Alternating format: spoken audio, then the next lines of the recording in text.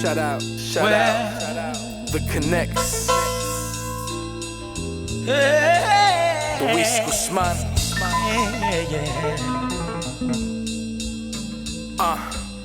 Don't ever go, never leave my side. Passion's all I have, courage is my drive. And if I lost you, I would lose it all together. I wouldn't have composure. Welcome to I'm an Artist, Not a Salesman podcast, where we highlight the journey of entrepreneurs, creatives, and business people alike to showcase that every light and dark moment create a beautiful piece of art. This is not a number. This is a special edition of I'm an Artist, Not a Salesman podcast. My guest today is an artist, MC, culture mover that came up in the golden era of hip-hop in the mid-90s. He came from Cuba at the tender age of 5, and his family made their roots in the South Bronx, which is the birthplace of hip-hop. His gift for rapping and love for the music cultivated into a relationship and brotherhood with the great late Big Pun, which led him to being a part of the Full Eclipse crew, who were known for their dark rhymes, super lyrical, and doing what they had to do to survive. It wasn't long before they parlayed that into helping make history in the rap game by being a part of the Terror Squad, and his flow is like none other. When you hear him on the track, you knew who he was. He's responsible for penning some of your favorite rappers' hits in the game as well. But after Big Pun's death, Terror Squad was rebranded, dismantled, and his public beef with Fat Joe took center stage. He never bit his tongue and always kept it real. A true brother's keeper for Big Pun, and amongst the drama with Fat Joe, he continues to carry on through his music and undying love for the culture of hip-hop. We're going to talk about it all, but for now, one of my few artists that actually made me shed a tear when I listened to Flowers for the Dead, Mr. 24K himself, repping J-Boss Entertainment, and one of my favorite artists that inspired me, Cuban Link. Welcome to the show, my brother. Oh, brother, thank you. Thank you for that dope-ass intro. Nah, man, listen, it's. I was telling you off camera, I mean, guys, we've been talking for like maybe almost an hour before we started filming this, so this is like the second podcast. Yeah. But man, thank you so much for making time. I told you off camera, you've been an inspiration to me. I was raised on your music with Pun and everybody else, so having you come in studio to share your story with my audience, it means the world to me. I appreciate you very much, my brother. Thank you, brother. And, you know, we got to do this. We got to do this. The stories, some stories are regular, some stories are golden. Listen, we're going to go everywhere. So we will. Let's go everywhere. Yeah. You know, I'm with it. I always ask this to everybody that comes on the show, so I'm going to ask you, who is Cuban Link? Cuban Link is Felix Delgado. Felix Delgado. I was going to say that. I wasn't sure you want me to say that. The jewel from Cuba. You know, basically, that's my rap game. I mean, my rap name. Started off with when I was with Full Eclipse. I started off with many names. Crew. Yeah, many names. Phil Ski was my first one. Was it? Word up. Phil Ski was my first one. Why Phil Ski? Because everybody at that time was ski. Everything was that ski. Was the 90s. That was the 90s. Yeah. 91. 92, yeah. And actually, that's the Gangstar era. That was me in 8th grade, so that was actually 89. That was 89? Yeah. Wow. So the ski, you know what I'm saying, B-boys and all that. So I came to America, I mean, really to New York. Were you a Marielito? I'm a Marielito. Viste. Marielito, 1980s. Okay. Real truth. Damn, okay. That, you know, I always go back to the Scarface movie. Yeah, I seen that. Yeah. The reason is in my arm is because just the similarities, and actually the movement that I came through Cuba. That was big. That was in the beginning of Scarface. That was real. That was Fidel Castro talking about "No los queremos, no los necesitamos." Yes. So that's real footage, and there was a real footage of people getting on them boats and going crazy, and you know the Mariel was a crazy. It was once in a lifetime. Now they got it again with the Venezolanos. Oh, okay. That's why you see it happening. Yes. So it's the same effect that happened when Cuba, when America, Jimmy Carter opened his doors like for Cuban people to denounce Fidel and give Cubans a welcome mat to America. That's when Fidel got slick. And he gave up everybody that was doing. He said, anybody that wanted to leave. They're traded to the revolution. We don't need them. No, we don't care. Get out of my island. So what he did with that, America wasn't ready for him really unlocking all the jails and the crazy, asylums, and letting them out and letting those people in with the regular families that wanted to leave Cuba for the oppression. Wow. So that's what happened. So he skunked the U.S. Yeah, but my father was locked up too, though. Word. I never knew this. Oh, yeah, okay. my father was locked up, so when they opened the jails, he came out too. He went to get us, and that's how we snuck into the Mariel Harbor. That's when there was that was a place where everybody was leaving from. Yeah. But that was repleto with gentes and crazy. Oh, I can imagine. It's like the Scarface movie. So we had to sneak in through the embassy of Peru. There was embassies there, so we had to sneak in through there. So I remember my father, picking me up, launching me over the fence. It was a fence of my sister, my mother, and him climbing over the fence. So, he was really the hero. Yeah, I remember that. I remember, getting in a boat. It was like a pirate ship. You walk, it was a big-ass boat. It was 2 burning cans, like the zafacones where they had the fire. Yeah. So they was throwing things there. You couldn't take no memorabilia with you, no Cuban, because you were considered a traitor. So now they're going through your pockets, the wallets, look, anything reminding them of Cuba, you can't take shit. They'll throw that shit in the garbage, let it burn right there. We had to walk the plank, and we walked in the ship. It was a pretty big ship, hold probably like 100 people. It was like a fishing boat, and but I remember it was. You remember that at 5 years old? It was at nighttime, and then you see the sharks. Oh my God! Listen, we walked in, but it took a minute for us to embark. So it was early in the morning, like 3, 4 in the morning, but like it left like at 7 and 8, but it's getting like light.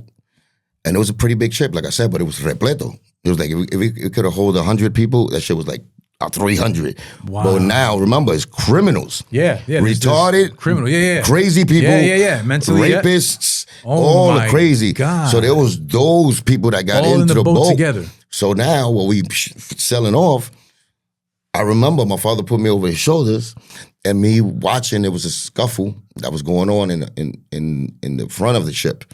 We was like in the middle, and I remember people going overboard. Like it was a fight, a scuffle, a real fight. Oh, people going overboard. Man. So it was that type of fight with the prisoners and crazy shit.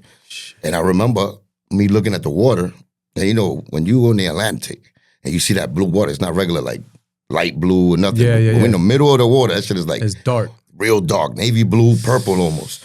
And I remember fucking the water turning red. This shit turned red. That's what I remember. And then we all felt like boom, boom on the side of boats. Those are the sharks hitting their noses because they got into a frenzy. And then they ate the guy that jumped into the. And they get turned red. You already know they devoured the people that was there. Then the blood came out, and then more sharks came. They started hitting the ship with their noses. So we was like boom, boom. I remember that. I felt it. Oh my God! My mother got sick. They put her in an infirmary because that boat was that big. It had an infirmary. And in the middle of it, she got seasick, and and then we went to the embajada.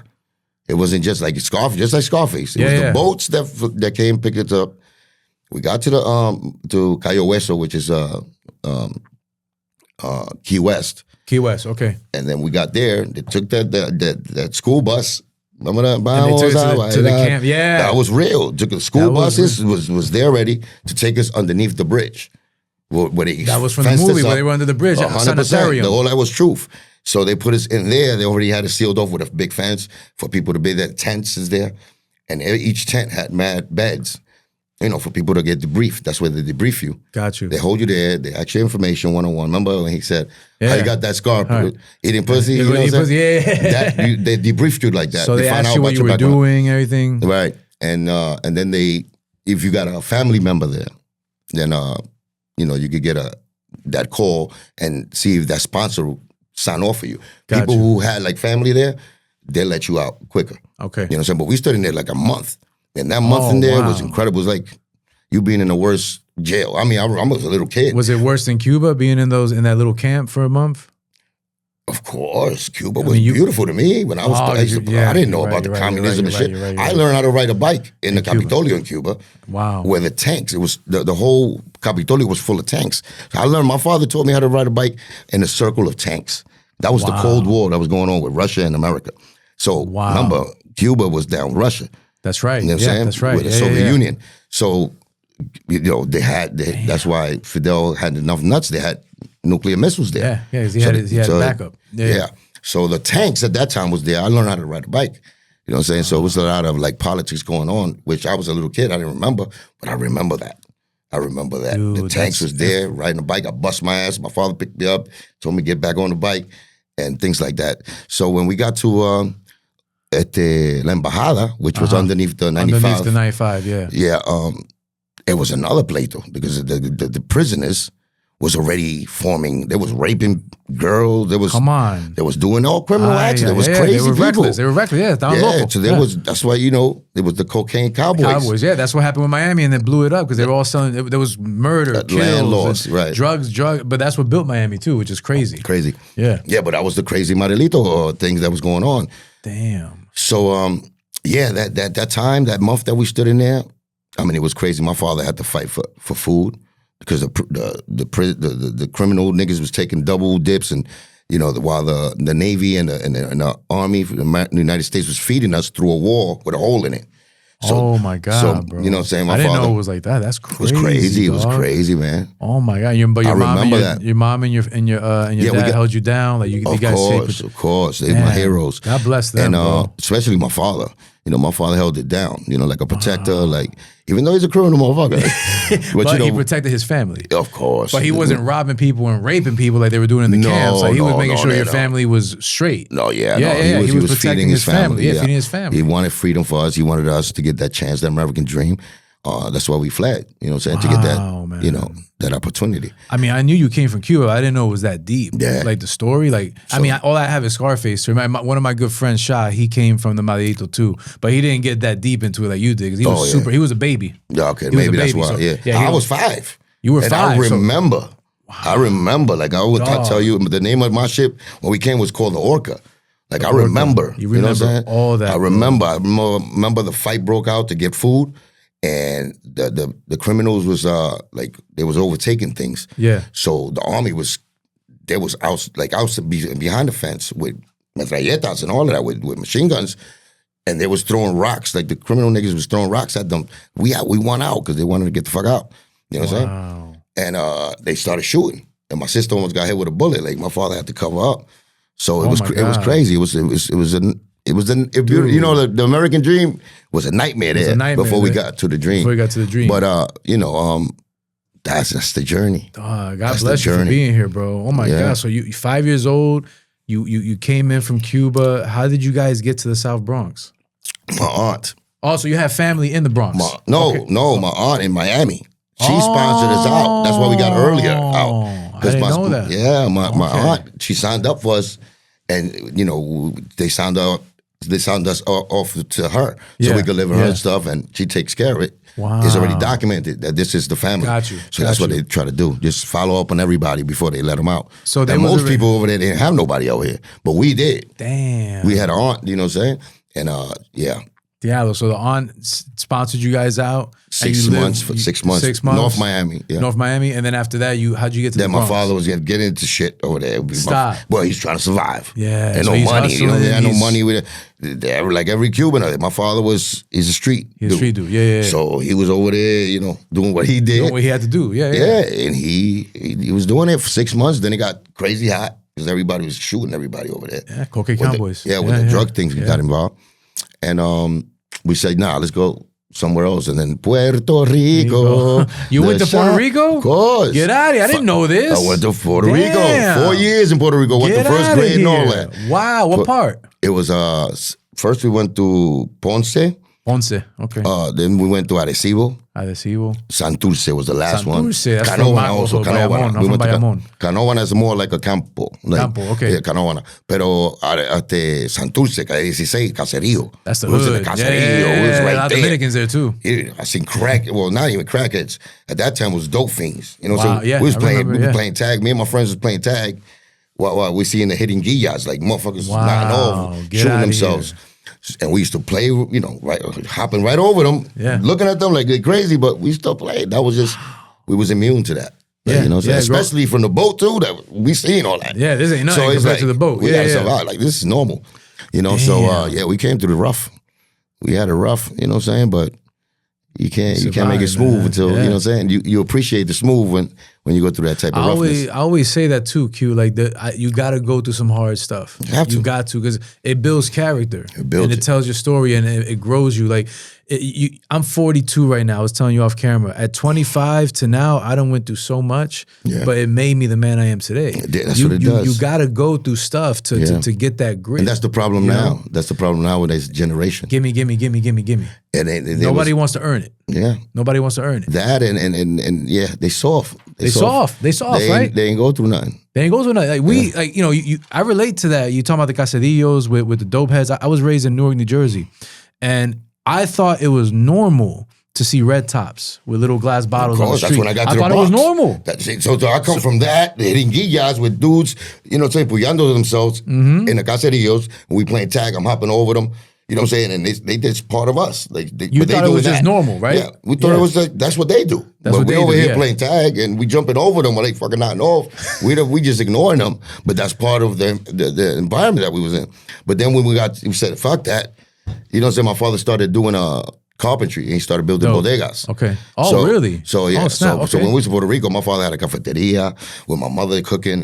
So he was an entrepreneur, man. Yeah, he was doing good. So the opportunity kicked in. Wow. You know what I'm saying? But the criminal mind is still there. But that's how my dad is. When there's a chance, a fast break, they take it. They take it. But they know how to really do. They're smart businessmen. Yeah, they're smart businessmen. Yeah. So my father started building. He rounded up some money. 9 years old. I go to the Bronx. Then we go to the Bronx. 9 years old. We go to this is worse shit because at the time, the whole Bronx was burned down. That's when the Bronx we still smell the smoke in the air. A lot of empty apartments and all like the decrepit buildings and dogs right across the street. There was 2 burnt buildings from where we landed at. Wow. In the Bronx, 163rd and 164th Sheridan Avenue. Okay. Right there. 945 was the building. And then we moved to 955, which is a better building after my father. Yeah. But my father started doing, He's the bolita. He's doing the bolita now. You know what I'm saying? I don't know how the fuck he did the bolita. He started with the bolita, illegal.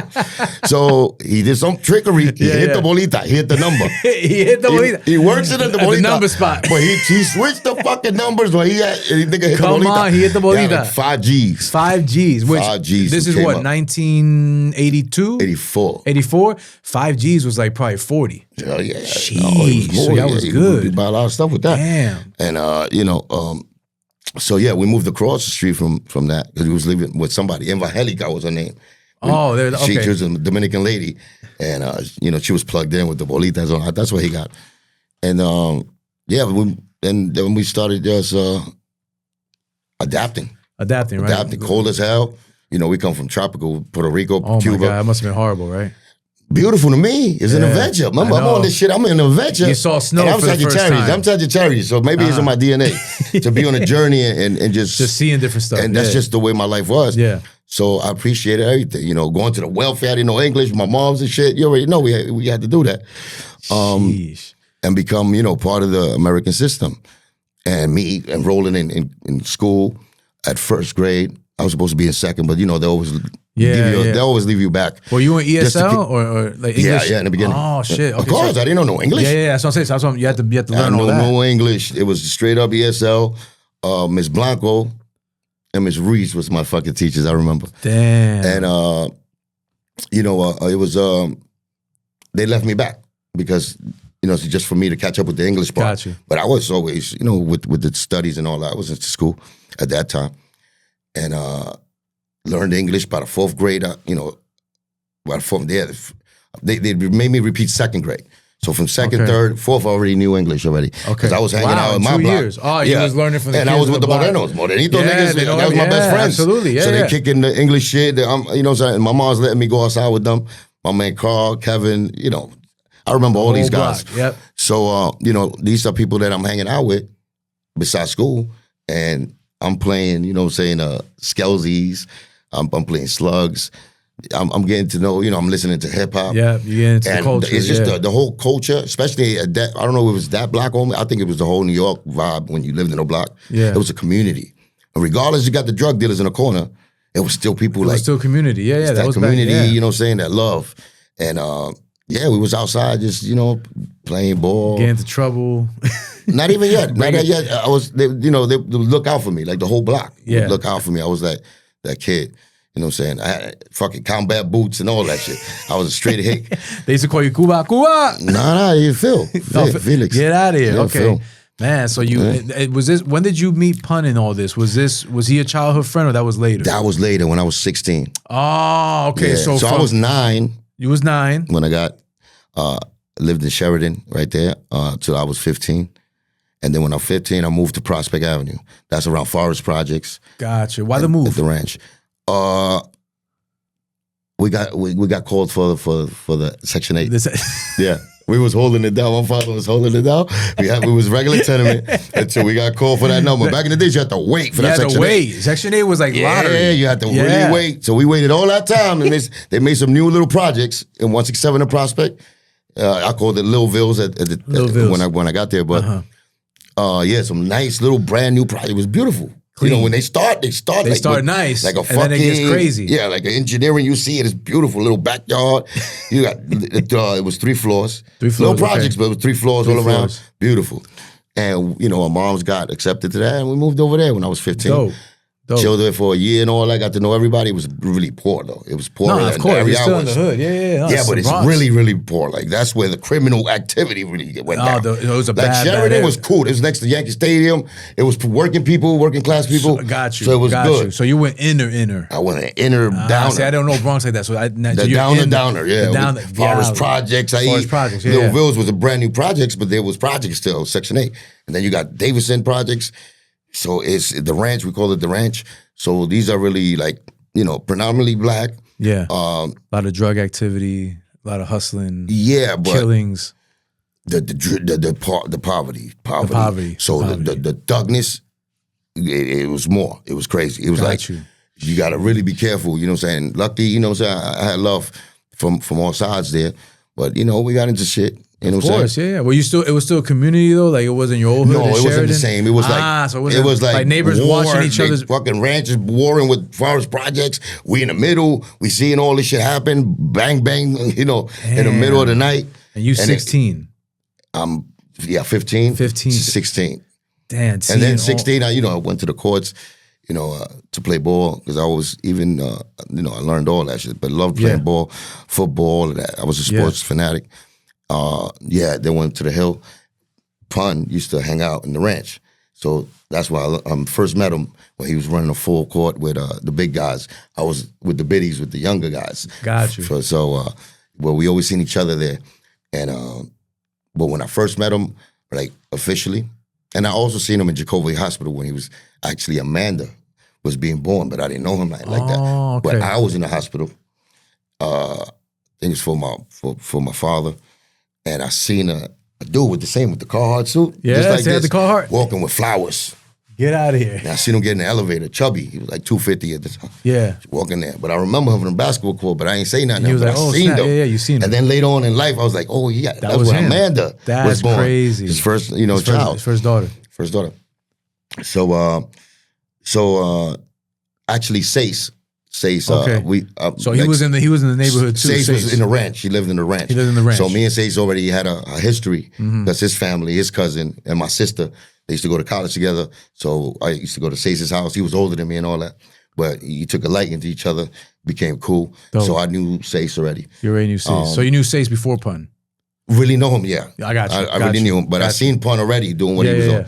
So then Sace came to my window one day, threw a rock early in the morning. That's the by the way, I'm sorry to cut you off, but these young kids now don't understand. You had to throw rocks at windows to get. That was like the phone back then. Because Mom Dukes, you can't throw the bell early in the morning. Yeah, who's talking about that? Exactly. You had to throw the rock or do it.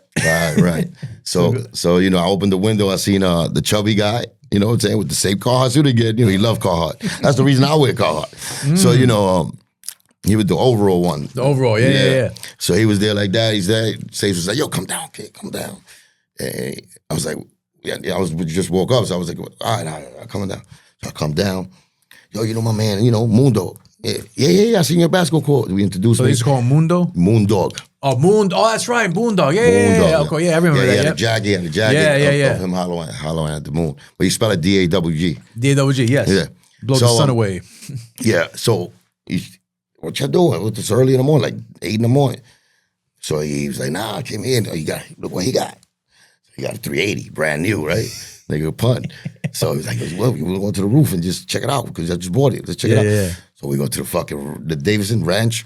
We go up there. That's the building. There's a maze. Okay. Like, it's a big ass building, but it got like 30 exits, and it's like the hallway's like mazes. So you could lose the cops there. Yeah. So we used to go to Pebble Beach, which is the roof. And we started just blasting off the new shit. And from there, me and Pun just... That was just fam. Like, you know what I'm saying? He took us to his crib. He was ordering OJs. He already came over the lawsuit, so he had the money. Oh, but that's when he got real big. Because he started when eating he was more. getting big. Yeah, he was getting big. Because I saw pictures back in the day. He was in shape. Right. This guy was playing basketball and the goatee and everything. Yeah. So he got the lawsuit, and that's when he started. That's around the time you met him. Well, I met him when he was like 200. 200, okay. 20, like 220. Got you. Because this is different fucking weight times Different with him. weight, yeah. You know what I'm saying? When he was 180, like I told you, I seen him up there, but we didn't really like hang out. But when he came already, he was already doing his thing, and he had his own apartment and all that. So he was like big bro, you know what I'm saying? Yeah. He took us to his house. Nigga got the Nintendo system. Got all the games. I'm over here like, holy shit, you fucking... He had everything Me and him already. like this. We were fucking ignoring the Chase. Me and him going competition and playing fucking all the games. Duck Hunt or Mario Brothers. Everything. I bet I could beat you. And we had that competition in us. Yeah. But, I was competitive. But, but Say's knew Pun before me and all that. But when we got together and he introduced me, like, on some one-on-one shit, it was inseparable at that time. It was inseparable. It was a brotherhood. Yeah, it was like even Say's got shunned out. Come on. You know what I'm saying? Yeah. And shout out to Dev. Dev was his best friend before me. Okay. On some cool shit like that. Big Dev. And they even got jealous because of our relationship. Really? You understand? Because y'all got tight. Yeah, and stupid shit. Like, we just was dumb niggas. Like, you know what I'm saying? Like just kid shit. Yeah. But still real nigga shit. Yeah. So, you know what I'm saying? And y'all had each other's back. Yeah, with guns and everything. We there, but we playing stupid games. We're making noise, playing pool with the little mini Fisher, betting thousands of imaginary dollars on each other, getting mad at each other. So we just had a blast. That was my bro from God another bless mother. the dead, man. You know what I'm saying? So I traveled all the way from Cuba. All the way from Cuba. You know what I'm saying? 1,000 miles to go to New York, end up in New York, meet Pun. Did everything with him. That's my brother from basketball to just all the sports. Then we got into rhyming. I was always into rhyming. So you was always into rhyming, but when you met Pun, Sace was rapping too? Yeah, he was before. Like, he was more of like the veteran. Really? Yeah, me, I started rapping in 8th grade. I was still in Sheridan. Okay. Oh, so you was But already... I was doing it on the low. Like, my name is Phil Ski. Writing names. That's why I said my name was Phil Ski. Gotcha. But when I moved to the other block, I didn't come off and said, yo, my name is Phil Ski. Yeah. But it was rappers. Like, that's the area where Lil Finesse come from. Diamond D. That block, regardless how low and broke it is, but that's the area where hip hop is predominantly, you know what I'm saying? It was a moving force there. But I always kept it to myself, you know what I'm saying? I wrote a rhyme instead of for a school project. Took Run DMC's beat, I'm on a mission, and did it about crack. Oh, crack is whack. Remember, you seen the red tops on the floor. Yeah, the red tops on the floor. Everybody was doing crack. We used to do the fucking... You was either selling or doing it. Yeah, but we seen it. When we go outside for recess, we seen the crack bottles on the floor. You know what I'm saying? But I went to Roberto Clemente also, 166. Okay. They had a big promotion, and I was in the chess team and all that there. Damn. So, yeah, I forget. Well, it's a long story. That's why I'm trying to hurry it up. Smart guy, bro. But yeah, I was really into my scholastic and all that. It was always a... You remember your GPA? I don't know, but I was an 85 student. Come on, 85. Come on, you know when you average it out. Yeah. I graduated from 85. I went to Chelsea High School. My shit was like an 80 still. Oh, and I went to college too. I went to Lehman College. Oh, get out of here. I was doing all that. But you was doing everything the right way. Yeah. Yeah, but that's for my parents. You know, immigrant motherfuckers. We gotta keep our parents. You gotta work happy. hard and you gotta go to school. Right. I got you. Yeah. So regardless how you doing in the street, regardless, and they didn't know about that. Yeah, they knew, but we wasn't doing that crazy stuff. But we was. But yeah, that was the click. When I met my brother Pun, it was forget about it. That was my brother. 2 peas in a pod, bro. That's it. Yeah. And I don't have a brother, like, you know what I'm saying, out here. Yeah. It's me and my sister. Yeah, you and your sister, yeah. So it was that. It was Big Bro. Big Bro used to pick me up from Chelsea High School and then sob. You know what I'm saying? I used to carry a picture of him. Just when the picture of him with the Sherlin. With the Sherlin, and the rope chain. Yeah, and the hat. And he's like this. I used to carry that picture in my wallet, my nigga, and tell everybody in my school. And I was already, 16? Yeah, 16, 17. That's my brother, my nigga. Look, it's my brother.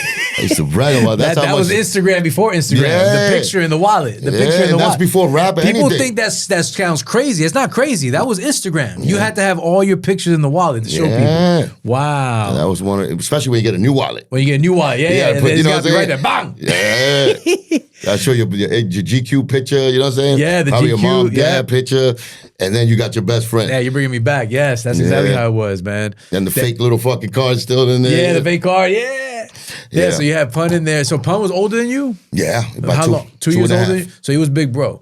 So yeah. But he's big bro, you know, like with a crib already, you know, his Yeah, mom, he was lived by chilling. himself. Yeah, he lived by himself, already yeah. married. He got a seed. This Amanda. was with Liza? Yeah, with Okay, so Liza. he was with and he Liza had already. Amanda. So Wow, they so he had, was already they had a crib set. already. He was set. He was getting, you know what I'm saying, already the payments from the lawsuit. From the lawsuit. So he was living in his own. He was living large. Yeah. So especially he got his own crib. That's my fucking brother, and he got his own crib. Yeah, you need that. You need that when you're growing up. You still living in Mom Duke's house. Me, I was still going to high school. You know what I'm saying? So he was the scapegoat. I see what you're saying. It's my brother. We can fucking drink beer there. We can wild up there. He wasn't. Yeah. He, you know, I would do it, but he won't. But we just have fun like that. And Was Pun a big drinker? No. So he wasn't a drinker or a smoker like that? No. Wow. Or any drug. He used to sell drugs. Yeah. But he never had a habit. His thing was just food. Never had a habit of drugs. Damn. You know what I'm saying? That's crazy. A couple of times he took an E that I know I could tell you that story. He lost his mind? That nigga fucking got me divorced with that fucking one time. Are you kidding me? What the? You gotta tell this story, man. Oh my God. How did Big Pun get you divorced? Well, he didn't get me divorced, but he got me in the fucking doghouse. In the extra doghouse. That's after we know he's already Big Pun. Oh, okay. So this is when you guys blew up already. After. Yeah, he's already Big Pun, still not a player, Bob. He's already the king already. 2 million sold. Then he started with the fucking him and Liza. You know, they're fighting. They fighting. But then this time, Q, come to the house. And I noticed something in his voice, mad relaxed. I'm like, and you know him, that's your brother. Like, you know when he's... I gotta go the movies with my, with wife here, and I'm already got married. You know what I'm saying? And I gotta go to the fucking movies. Yeah. This nigga here. Stop at my house first. Come on, you're my brother, man. I just wanna give you some love on my chest. And I'm like, I found this fucking peculiar already, but fuck it. It's my Something's brother. going on, yeah. Hey, mama, we gotta go to stop at fun, then we go to the movies. Okay. She didn't like that shit at all, right? Why there you go, you're gonna get into shit and then you're not gonna know movies, whatever. So me and her go. It's my wife. I'm married and all. She had my first son. So we go there, and what I see is, he's in a kitchen. He had his bed in the kitchen. Yeah, I remember that. Yep. For no reason. I heard that. For no reason. For no reason. Bed in the kitchen. Yo, he had the bed in the kitchen. Liza sitting on his knee. They mad lovey-dovey. Yeah. So now I walk in there, I was like, what's up, baby? And I'm happy. You know, they're happy. They're like this, both of them. With a fucking high, right? So now I'm over here, yeah, what's up, baby? I gotta go, you know, this and that. Nigga says, yo, Q, I've been thinking, man. I've been talking, man. We gotta come out, you know? We gotta come out and breathe. And I'm over here like this. What you talking about? We gotta come out. He said, you just gotta be, you know, we gotta be good to our wives. And Liza's there like that, you know? They both agree with each other. I'm over here I just walked into the shit. Yeah. So now I'm like, yeah, we all good to our wives. What are you talking about? And this is after me and this nigga did mad shit, right? Oh my God. Like, yeah. I'm not gonna snitch on you. You my fucking brother. No triz. Out of nowhere, this motherfucker goes, we gotta stop running triz on bitches, Q. Oh my God. I'm like, no. What? And what was your face like? You had the stupid face. You was like, huh? I was like, somebody just punched me in my face and I went like this. Like, what you talking about? I looked at her, my wife at the time, she's like this. Said, yeah, and they knew what that meant because it was in the songs. Talking. I said, my nigga, come on, man. We good. What are you talking about? He said, nah, we got to stop fucking bitches, my nigga. Me and you, tell her the truth. This nigga just blew my whole spot up. What was his wife doing at the time? She was like cool. She was true, like Cuban. It's true. He already told me. Whoa. I'm over here like this. Oh my God. What did you say to your wife, dog? She starts crying. Ay, pobrecita. She starts crying. Oh. So now I'm over here like this. Yo, my nigga, I can't believe you did this to me right here. Yo, you a piece of shit. y'all both pieces of shit. And I get the fuck out. Ah, and you left. I left with her. It's like, this shit. You know, whole argument in the car. So what? I run. Yeah, I can't lie now. Stop. So what? I run trades, but you're my wife. I would never in my life trade no bitch for you. But so what? Everybody does it. So you came clean. Gotta come clean. I'm not gonna lie. Did she forgive you? Yeah, but you can't. But That you know, must as have a hurt man, you. once you say like that and you found out like that, a now wrap. you waiting for the revenge. Now you waiting for the revenge. Yeah. And I can't be Ooh. like that. I gotta go. Listen. Un santito. Yeah, I don't even like the situation now. You know something about me now. Do you feel a certain way? Yeah. You know, you're my wife, regardless. I did it, but regardless, I could go out there and switch you up for everybody if I was a piece of shit like that. Absolutely. So I value our marriage. I value our family. Wow. I bought a house for us. I did a lot of things, show you I love you. Absolutely. But it's hard to understand that part. It's hard to understand that part. Yeah, especially when you're young. And we got married young. Yeah, 21. you was what, 21? Yeah, You don't even know who you are yet. Yeah. Sheesh. With a baby. Ay. So this nigga did that to me. That is a crazy. And what did he say the next day when he was sober? Like he said, called "I'm you sorry, like, I was "My high." bad." I'm sorry I was high. He said, "I'm sorry, I was high." And then That's it? That's all he that's my brother so much I had to start gigging. Damn. Because me and him are the type of people, like, we'll walk in a funeral and it's nothing funny. And you but start if laughing. he looks at me and he goes like this, it's over. You start laughing. And we laughing, Yeah. we look crazy. But that makes it even more laughable because it's And like, why are we laughing? And you can't stop laughing. I can't stop And laughing. you can't stop laughing. Laugh Yeah, attacks. that's horrible. So that's what he did to me. It was one of those after the fact that he told me, "Yo, I'm sorry," and all that. I said, I can't believe you did that. He said, "I'm sorry, Q." Stop laughing. I'm like, "You're a dick. You're a dick." Yo. And I had to forgive my brother because, you know. That's your brother. He's Yeah. my brother. He meant it, but. Wow. But see, those are those stories. Coño. Yeah, no. I just swallow a lot Te of fucking jodiste. bullshit with him. Yeah, that was a lot. But you know, those But he are, loved me a lot. He showed me he loved me. Like, you know what I'm saying? Showed me he loved me always as had a your brother. back. From what I Always, see, like, always. you know, and I had his. That's why he vouched for you all the time. Always. And you was, let me tell you something, man. I told you this off camera. Like, you are and was and still is nice. Oh, thank you. And, you know, like, I mean, yeah, we're gonna besides get, me being Pun's best friend, you was nice. I took this art serious. I took, Yeah. and I separated myself. If y'all listen closely, I had a whole different style from Pun. Even though my style, as far as machine gun funk, as spitting lyrically, we was similar. Pero que we complemented each other on that way. Did. You know what I'm saying? And it's nothing like we are real MCs. Like, we take it personal. You ain't writing for me, nigga, but I'll take a line from you. I'll take a line from Pun you. took Yeah. lines from me a lot. Really? I took a lot of lines from Pun. He gave it to me. What line but did we'll give it to each other. What line did Pun take from you? No, I gave it to him. Oh, you gave it to him. Like, give me an uh, example. Like, dead in the middle? No, I gave him, you couldn't measure my dick with 6 rulers. Ah, you gave him that I gave line? him that. I gave him with the fish tank pumps. With the get out of here. Yeah, I gave him up in the hot tubs, popping popping bubbly. bubbly, But he put me to write him a bridge. So, and I didn't get no credit for that. Nobody knows that. That's crazy. And you're, You know, you're and that's crazy. the biggest song. I know, that was the big- come you know, on. But we didn't care. That's my brother. That was your brother. You didn't. But when it comes wasn't to business, money to you. It was like brotherhood. nigga, because he helped me with mad shit. He gave me a whole crew deep. Make sushi out of shokozuki. So, he Pun gave me that. Really? Pun gave me Cheat on Her. Gave me that whole song. Yeah. Okay, so y'all just back and forth. Back and forth. No, back and forth. Wow. Back and forth. And you know, we just had that chemistry. Yeah, if that's where Full of Clips came after the lawsuit, like when you guys were boys, we're gonna start a rap group. That's it. We're gonna start a rap group. That was rapping in the it was hood. you, him, in the and hood. Sace. Yeah, we was making crews up. It was me and Pun first. That we wanted. so Sace wasn't rapping with y'all. Yeah, no, we wanted him, but he was already fucking in bed with somebody else with Young and Young and Rufus. Okay, yes, I do remember that. Yeah. So he was already in contract with them, so he couldn't really be part of us. He couldn't rock with and we y'all. were still in the hobby stages, me and Pun, but we just asked him to be part of it. Nigga, we looked up to Sace. Sace is a fucking beast. Wow, Sace was always nice. Sace was always nice. Yeah.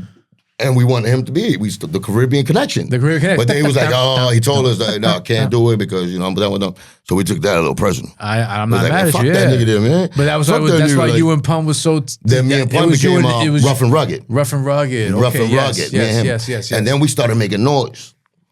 We started making noise around the way, freestyling, and it's me and Pun. And then Sace, I think he settled whatever with that group.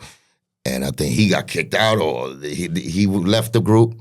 Something happened. But he got replaced by McGruff, actually. McGruff. Oh, get out of here. What? If you know McGruff. Yeah, I've heard of McGruff. He got replaced by McGruff. Oh, sure. So now he comes back to us, be like, yo, With his can I head be down, down? like- We were like, fuck you, ain't no nigga. And we made him flutter a little bit. It was like, come on, of course, you my y'all brother. So then y'all became Full Eclipse crew. Yeah. Then Full we became Eclipse crew. That's what that was just you, him, and Sace. You're right. And then the sick one, which is Tomb. The sick one. Came remember, later. yeah. He was supposed to manage us, but he seen the whole movement and the energy. He wanted to be part. He said, forget about manager. I want to be the fourth member.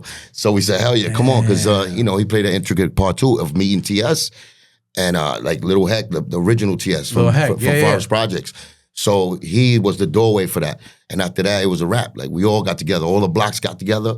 Little Villes, Forest. And we made fucking a little explosion around the area. We met Uncle B. That was like local celebrities. Yeah, Uncle B. Yeah. Uncle B from the Lower East Side. He was that dude. You know what I'm saying?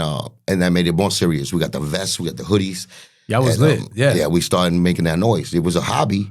But, you know what I'm saying? We that shit really got around, and it got to the ear of Joe. Because now his crew is fucking with some new niggas, and they kept telling him, there's a bigger guy than you, Joe. And he got jealous. Than you. Yeah, he got jealous, so It's not even jealous. At the time, he wanted to find out. He wanted to find out, yeah. This is Flojo Joe. This is Flojo Joe at this time. This is about Joe writing Just One's Envy. Okay, Joe. At the end of that. Okay, got it. At the end of that. Not Fat Joe the Gangster. This is after Fat Joe the Gangster. But remember, we fucking with TS, which is his crew. Oh, okay. So he's getting, he's not it. getting like, we going against him. We part of the same clique, but got you. See, I didn't know that. Yeah, so then he knew we was really rocking with Uncle B. Then he had the conversation with Uncle B. He promised Uncle B a lot of things like that. He checked, he came to the block one day, like I said, and the first time he met Punt, and I introduced him. Because I already knew Joe from like the block playing softball. Got you. Come around. That's why you played softball with him. Yeah. So that's a true story where he went to get a Diet Coke at the bodega and he saw you guys on the block. It was me and Pun. Only me and Pun there. We came early to the block. That was the place we chilled all day, all night, drinking beers and smoking blunts. And one day he came like in the afternoon, and me and Pun got there early. And he pulled up and he goes inside. He said, "What's up to us?" And then Pun, we stood outside the door. He goes inside. And Pun told me, "Yo, tell that nigga I want to run for him." So I was like, I got you, twin. So you went to I went to him already since I already had that, like I knew him, not know him, but I knew him from the block and everything. Yo, what up, my nigga? Yo, it's cool, my man. Spit some bars for you.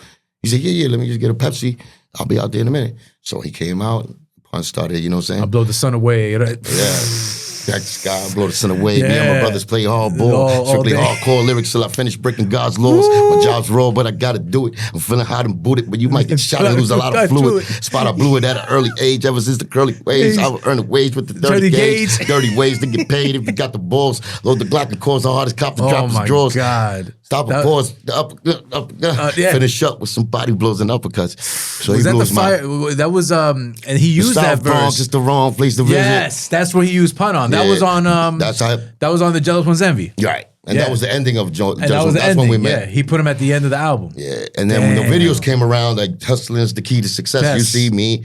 That's when we got inducted a little bit. You see us with the hay straw hats? I had the hay straw hat. That's right. I forgot about that. Yeah. With the vest, the Full Eclipse vest. Damn. So, yeah. I was still repping Full Eclipse. Damn. So that we were supposed to be a group. That's what I'm saying. Supposed to be a group, yeah. But Joe's already, talked to Pun and told him, listen, I'll fuck with you, not the crew. He wasn't feeling us like that. I remember that. I don't know, but you was nice. That's what I'm saying. I don't understand. Cool. And Triple Sace was nice too. So I'm like, what was the whole like? Anyway, but that's what Joe's intention. If you look back now, he was trying to split us up back then. Yeah, and maybe for a business move. His own belief. He's not wrong for trying to think that way. Yeah. But the beautiful part is that even though Joe tried to separate us, Pun's love and real the brotherhood, he kept us around against Joe's will until Joe realized our talent, because Pun put us in situations to showcase our talent. Joe was hard-headed. And he probably tried to do he wanted Pun to be their dolo, and Pun, that's another thing. Pun wanted his own crew too. Yeah. You know what I'm saying? Because he's coming in, but he want the people he brings. And that's who he brought us. You were saying that you guys were in the video with the straw hats and the Full Eclipse crew. Yeah. And this was the Hustling is the key to success. Yeah. Hustling is the key to success. So you in the game. Yeah, and we appreciate it. You in the game, That's Joe's video, and he put us in it. So it was love. Even the other one with, hey, Joe, we went to Miami. Oh, that's right, yeah. It was against his will. It was against his will and everything. Pun stood up for me and told him he wanted me to go. I had to drive over there, and it was a little... I want to highlight that story, if it's the same one you're talking about. Fat Joe hated so much that he didn't want you to be a part of it. And Pun made him pick you up at Caldor. You were working overnight. And you told the boss, like, Scarface, I'm out. Threw the towel at him. Up. Yo, that's a legendary story. Joe embarrassed me in front of his building. We all rounded up there to go. But since he made a show and said, who the fuck told you to invite this dude? And he did it in front of people. I was like, I didn't want to mess up things for Pun. And I felt like Pun kind of set me up too. I was like, yo, you sure I'm good? Yeah. And then this nigga says that. I was like, damn, I felt bad. You know what I mean? Yeah. So I was like, you know what? Pun, yeah, go ahead, man. Go ahead. And I went to work. Then a couple hours later, when I checked in, I'm working. Motherfuckers come in a Fantastic in the back of the Caldor store. Nigga Pun fucking calls the fucking boss and tell me, like emergency, call me upstairs. Yeah. I was like, what y'all doing? Niggas came and all them niggas was in a van, all the TS niggas and Joe and them. And he told me, let's go. And you said, I'm out. I'm out of here. I quit. So I quit. That's that's like a lot of, like, I used to work at Walmart back in the day, and this is when I was chasing my rap career. And I used to always like listen to music when I was cleaning. I was like, damn, I want to just be out of here. But I had to work. We was doing stupid shit. We was doing dumb shit. We do the pallets and all that. Yeah. But then we'd go to the back and start fucking drinking dumb shit. And we had mad fun there. Stealing TVs. And you know what's crazy? And we had the lunch, where we used to eat lunch at, the lunchroom, whatever, little area where the lockers was at. They had the TV always playing Channel 50. Like, it was the box. The video music box. And then and after that, the songs fucking came out, like the Hustling is the Key. And you were on the video. I'm in the video looking at myself. I'm telling my co-workers, yo, look at me, I'm there. They didn't believe me. Like, oh, shit. And then that's when it started. Oh my God, man. That's how crazy so that must have felt was. Amazing leaving Caldor. Like, man, screw that. Like, I'm out. Well, I didn't mind it. My wife worked there. She's the one who got me that job. Yeah, she was like a secretary in the other. Me, I was doing the overnight stuff. You were doing the overnight stuff. Because I was a father. Yeah, trying you to had get to pay money. bills. You know what I'm saying? I feel you. Yeah. So I had to start somewhere. I tried to complacerla. Yeah. And me with my fucking dreams, of course. I had to get the whole, you're never going to, when the argument comes, you're never going to be shit. That rap shit ain't going to leave you nowhere. You're dreaming. And then that's the thing. When it popped off, she was like, "Whoa!" That's the thing, and that relationship, I felt like I'm thinking, I didn't rub it in, but just the fact that you held it down. Believe me, like, this is a real thing that we got. Yeah. And then that game becomes a crazy game, and it becomes the jealousy. I'm out every day. I don't spend time, but I'm paying for everything now. Before I was a broke nigga. Before you were broke. Your dreams ain't count. I get a job. And now I'm not here, but I'm paying everything. I bought a house for you. I bought a house. My baby never has to, take care.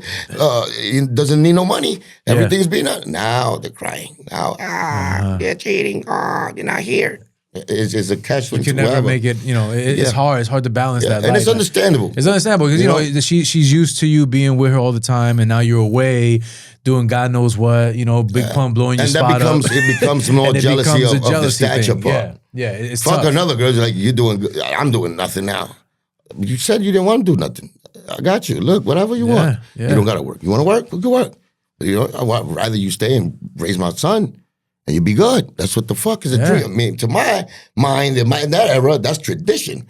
Yeah, that's tradition. That's old school. Do your thing. Yeah, and you pay the bills. Yeah. But damn, for you to be 21, 22, that's still early. And you around that motion. And she was 21 too. That's what I'm saying. But y'all both young with a kid, and you getting this motion right now. I met her in college too. So. Oh my gosh, so that's what I'm saying. Y'all didn't know each other. Y'all didn't know who you were gonna be when you're 40, 30. No, but I knew that I was into the game. She knew that. She knew that. She knew I was into the music. Into the music. But this is the thing, right? In the rap game, just like any game, it's like winning the lottery. But you won the lottery, and people don't believe it because it's like, oh, but you follow. Well, winning, that ain't gonna. I think we earned the lottery at the end of the day. Winning is something like even Joe. Mm-hmm. Joe wasn't what he wanted to be in hip hop. He already got in there. He did his album, but he was like locally.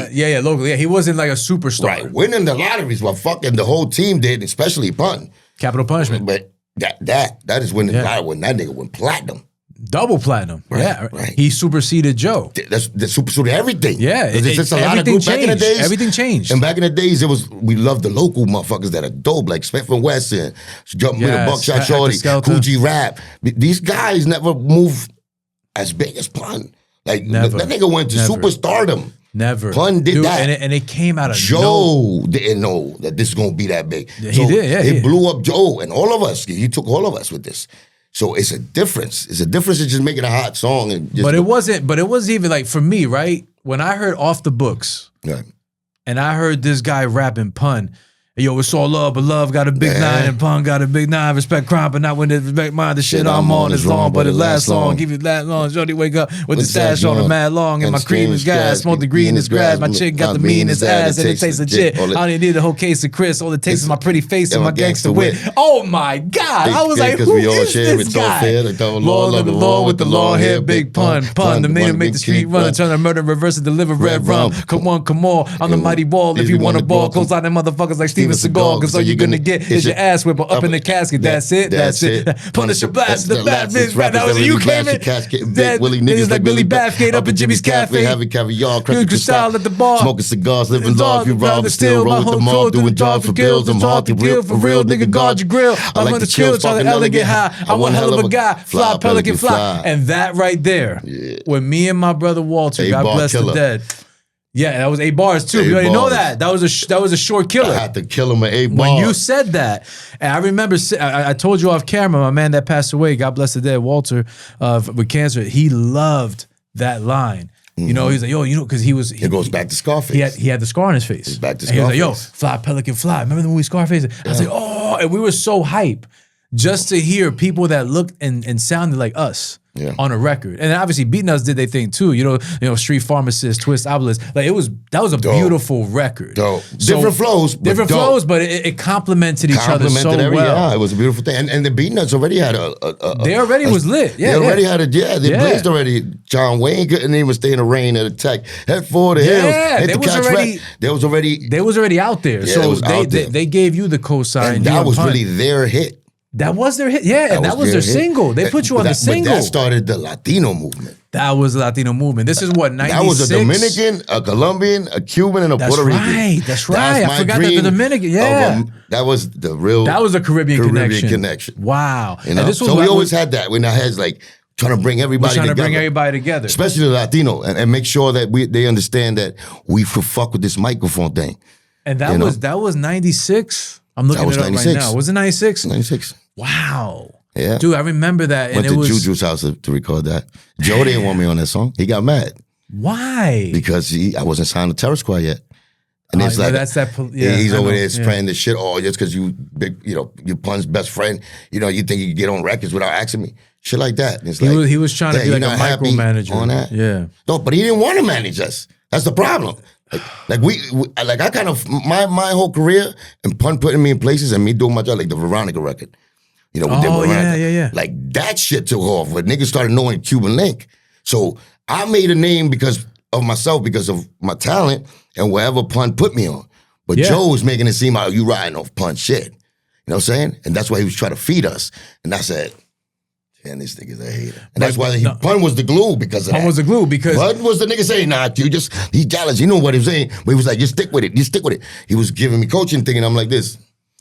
So it wasn't until I started doing mad shit that Pun was putting me on, really. Yeah. And the people started really be like, yo, this nigga, besides Pun, like Cuban, I getting written about in the Source magazines, in different magazines. Yeah. So, now my name is out there, labels are hearing me. Now they want to give me a deal. That's when Joe changed his tune. Yeah, because he can make some money. Because he can make some money. Listen, man, I'm proud of you, man. We started chilling together. Yeah. That was the bond. So you and Joe got cool. Real cool. Also, y'all was... See, I always had the perception that he was just jealous of you. And then that was it. But y'all actually got tight. Yeah, we got real tight. Y'all broke bread. Yeah. Oh, I didn't know that. Real cool. Also, you and Joe was tight. Real cool. That's why you think it's 20, it'll be fucking 100 years that I'll still be talking about my story. Dude, that's because crazy. Because it's the traicionero shit. When somebody do it to you that's really your friend, that you consider the family. That hurts, man. It hurts a lot. And I don't like the way it was done. It was like the bitchest way ever. Yeah. Faggot shit. Yeah, no, I hear and really like obvious to other people, but me inside, I don't give a fuck if I'm a pretty boy to you, nigga. I'm just a regular nigga. I'm gonna be what I am. Never consider myself like the most handsome or out there trying to get the most bitches. We doing it together. If we run tricks, we running tricks that I'm a regular nigga. Yeah. You know what I'm saying? Yeah. I'm not that dude like want to be that dude. Never been. But now you might have thought that because he's seeing me.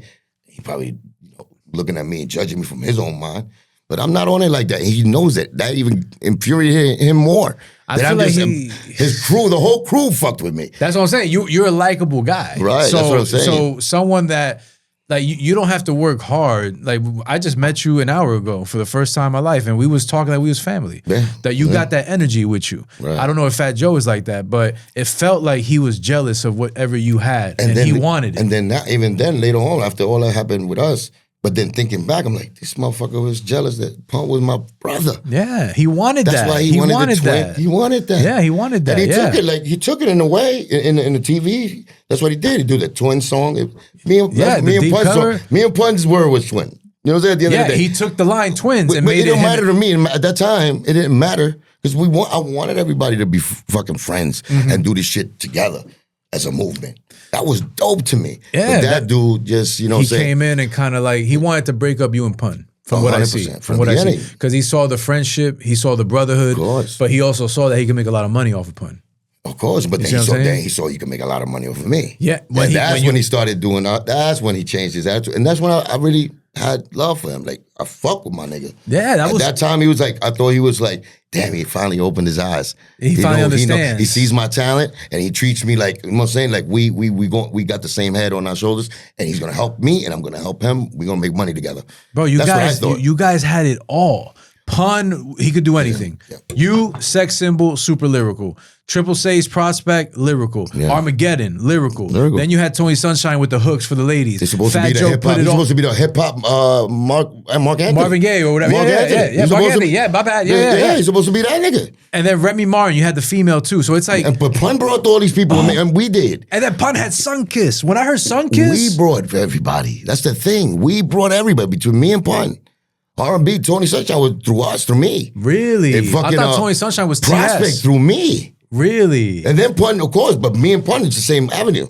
But those are niggas from my block that I brought to Pun. Oh, so you brought them to Pun. Of course. But me and Pun was together, so it's like we brought them. So that's how the Terror Squad came. That's what I'm saying. You see how... But it was Keith Nutt, and it was Armageddon only with Joe. That's right. So when Pun came, he brought me, he brought Sace, he brought... You could say Prospect. But it came through us. Me, that's what niggas from my block. So it's like, I'm the one that's telling Pun, yo, let's bring this nigga, nigga. So Pun, of course, my brother, he gonna take my word. And that's how we flooded the gates with that. And look, and even Remy, Pun brought Remy. Founder, So right all of the whole crew that this nigga used to get deals from, because the imaginary deals where he could jerk the labels. Yeah. I learned that later. You know what I'm saying? Dirty game. That nigga doing that. Yeah. So he using the bodies and the artists so he could get money. He get the budgets for Atlantic, yeah. Oh, like scrap the album. Here, take 10 grand. Yeah, and that's take it. 10 grand. Yeah, and he was taking the whole pot. There you go. So that's the malicious shit that later on you'd be like, wow, this nigga is this disgusting. But what's crazy though, Q, is that y'all really had something that if it would have stayed together forever. Oh yeah, man, I cherished it. Legendary. I cherished it. Legendary. You know what I'm saying? Like this was something that would have been forever. Yeah, I think it was enough talent in that camp. If you put a spotlight on any one of us, the Prospects, the Tony Sunshines, the Armageddons, myself, when we did our solo projects, I think we had a crazy team. Crazy. That would have opened the floodgates and even though we're still in history books, I think like me. Like the accolades that I've done inside the game and things that I've done, like things people I wrote for, the songs I was in. You did Señorita for Diddy. Yeah. That's crazy. I didn't even know that. You hear this funky, disgusting beluga go in an interview with Jadakiss and say that he wrote it? He said that? I didn't see that. That's that disgusting, and that's when it's like confirmed that you a jealous motherfucking little thief. Because you used to say I was whack. That's the reason I got off your label because you told me I was whacking on all his office. But you know what? If you was a real artist and MC, I can tell listening to that song. That's your flow. It's Spanish, nigga. I'm no nigga who talk Spanish in the Terror Squad. That sounds like you. That's me. I need you conmigo. Style is my. You have that riff. What's more disgusting that he played as my manager. I was giving him 20% as my manager. So he's supposed to be talking the business side to me. You know what he told me when I did that song? I made him look extra great as far as like the relation. That's why it really solidified the relationship between him and Puffy. Yeah. Having me and Pun. That's how Don Cartagena came. Because wasn't he on the same time? Wasn't Puff on the single? Yeah, that's how all of that got like that, and he got the relationships. You know, he took it in as a businessman. He took credit for all of our fucking talents and things we did. But for that nigga to tell me, yo, you gotta pay dues. You gotta pay dues, like, right? And this is my manager telling me I gotta pay dues. That's that rap game BS. Because he already got his favor that he wanted, right? Yeah. He got his feature with Puffy. Yep. He got his favor off my talent. Off your But hard then the work, most disgusting thing later on, being in front of Jadakiss, because Jadakiss wrote the verses for Señorita. Oh, he did? Yeah, okay. he wrote the verses. Wow. I wrote the hook only. For that nigga to be in front of Jadakiss later on in life, like probably and say 2 or 3 he wrote years, Señorita. and say, yeah, you know, I wrote the hook too. I wrote the hook. And I'm like this. So he's probably lying about the Biggie album too. No, he's not probably lying. He's fucking lying, my nigga. There's no problem. You know, when I heard that, I was like, yo, this sounds too good to be true. If I just tell you a story, what he did to me, this is out there. It's like I'm telling you, he took credit on the low. I'm telling you, go look. Jadakiss and Fat Joe discuss Diddy's songwriting. Señorita, yeah. You go there. And you hear this fat, disgusting beluga thief, dirty ass fucking, fake ass fucking Latino go in there. Latino. Go in there and take credit for my pen, my creation, my work. Blood, sweat, and tears, man. I mean, listen, it has to bother you. It's disgusting. It hurt. I kind of, don't you feel bad for him though? It's like you live in I don't feel bad for that fat fuck. Yeah, but don't you feel like. I can't because, you see, me feeling bad for somebody is when they realize what they've done. He hasn't realized and they it change for real. You can see the change. You can see the attitude. You can see the speech. You can see. But this nigga's been getting away with so much dirt. That's the way he live his life. It's dirty nigga. But why? Because he's a dirt ball. How come no one checks him? Because he always had a strong team that puts that thing down. Like even when I was there, I was putting the thing down. So my relationship was always we all started from the street. We all put our thing down, and we built up the reputation of terrorists as a label in the music industry. You know what I'm saying? Along with other guys that was real from the same camp. And you know, that reputation followed Joe for a minute. For a minute, you know what I'm saying? He took you know, pride in it, and he was using it against, you know, he knows how to do that type of stuff. The fake fucking little mafioso acting. But if you catch him dolo, no, please don't do this. That fucking punk. Really? You understand? So that's why he showed me personally. Yeah. And that's why I talk the way I talk. Because him by himself, his heart is a bitch. I see you know what I'm saying? saying. Especially how my situation turned out inside of that circle. Yeah. Which I have no respect for. Yeah. I any real nigga in the world that knows the real story will have no respect for him. What he knows how to do is hide that part. You know what I'm saying? I see what you're saying. Because you was a soldier. Like, you was ready to go. You know, back in the day, I mean, you come from my era, like, you know, we all fight. Yeah. We all fight. We come 4 deep, we're going to fight 4 deep. Of course. But I hear the stories, like Jimmy's Bronx Cafe, and he left, and, you know, you're there holding. That was Connecticut. That's the one. That was Connecticut. My fault. Excuse me. Excuse me. That was a true story. And when you leave it to them, you see how they told the story that I fucking wanted to fuck the bitch, and I was the dirty one. You're disgusting. They blame me because they ran, and the other one was underneath a sink. Tony was Sunshine, underneath the sink. The same nigga that I saved. This nigga's over there with them talking about. He started it. He wanted to fuck the girl. Try to put the blame on me. I'm like, hey, Mari, going ahead to something. Where is the pride and where is the realness in people? It lets me down because they'll go to that extent to shit on my name when I did the realest shit ever there. You hear the music and I feel like you're the only one that was keeping it real, right? Like, no, but the music is one thing. In reality, I was keeping it 100. That's what I'm saying. That's the avenue I come from. But there's the Terror Squad niggas that to this day I salute and love. Because they real niggas. And that's the thing. Joe always had some real niggas. Real dudes behind him, That's what it was. You know what I'm saying? Me. Other niggas that he got. You know, GQ, Sing Sing. What is it? Raul? Raul's se murió ya. You know what I'm saying? Okay. I don't want to talk bad about people, but the way they ended up his life with me, I had love for Raul. Yeah.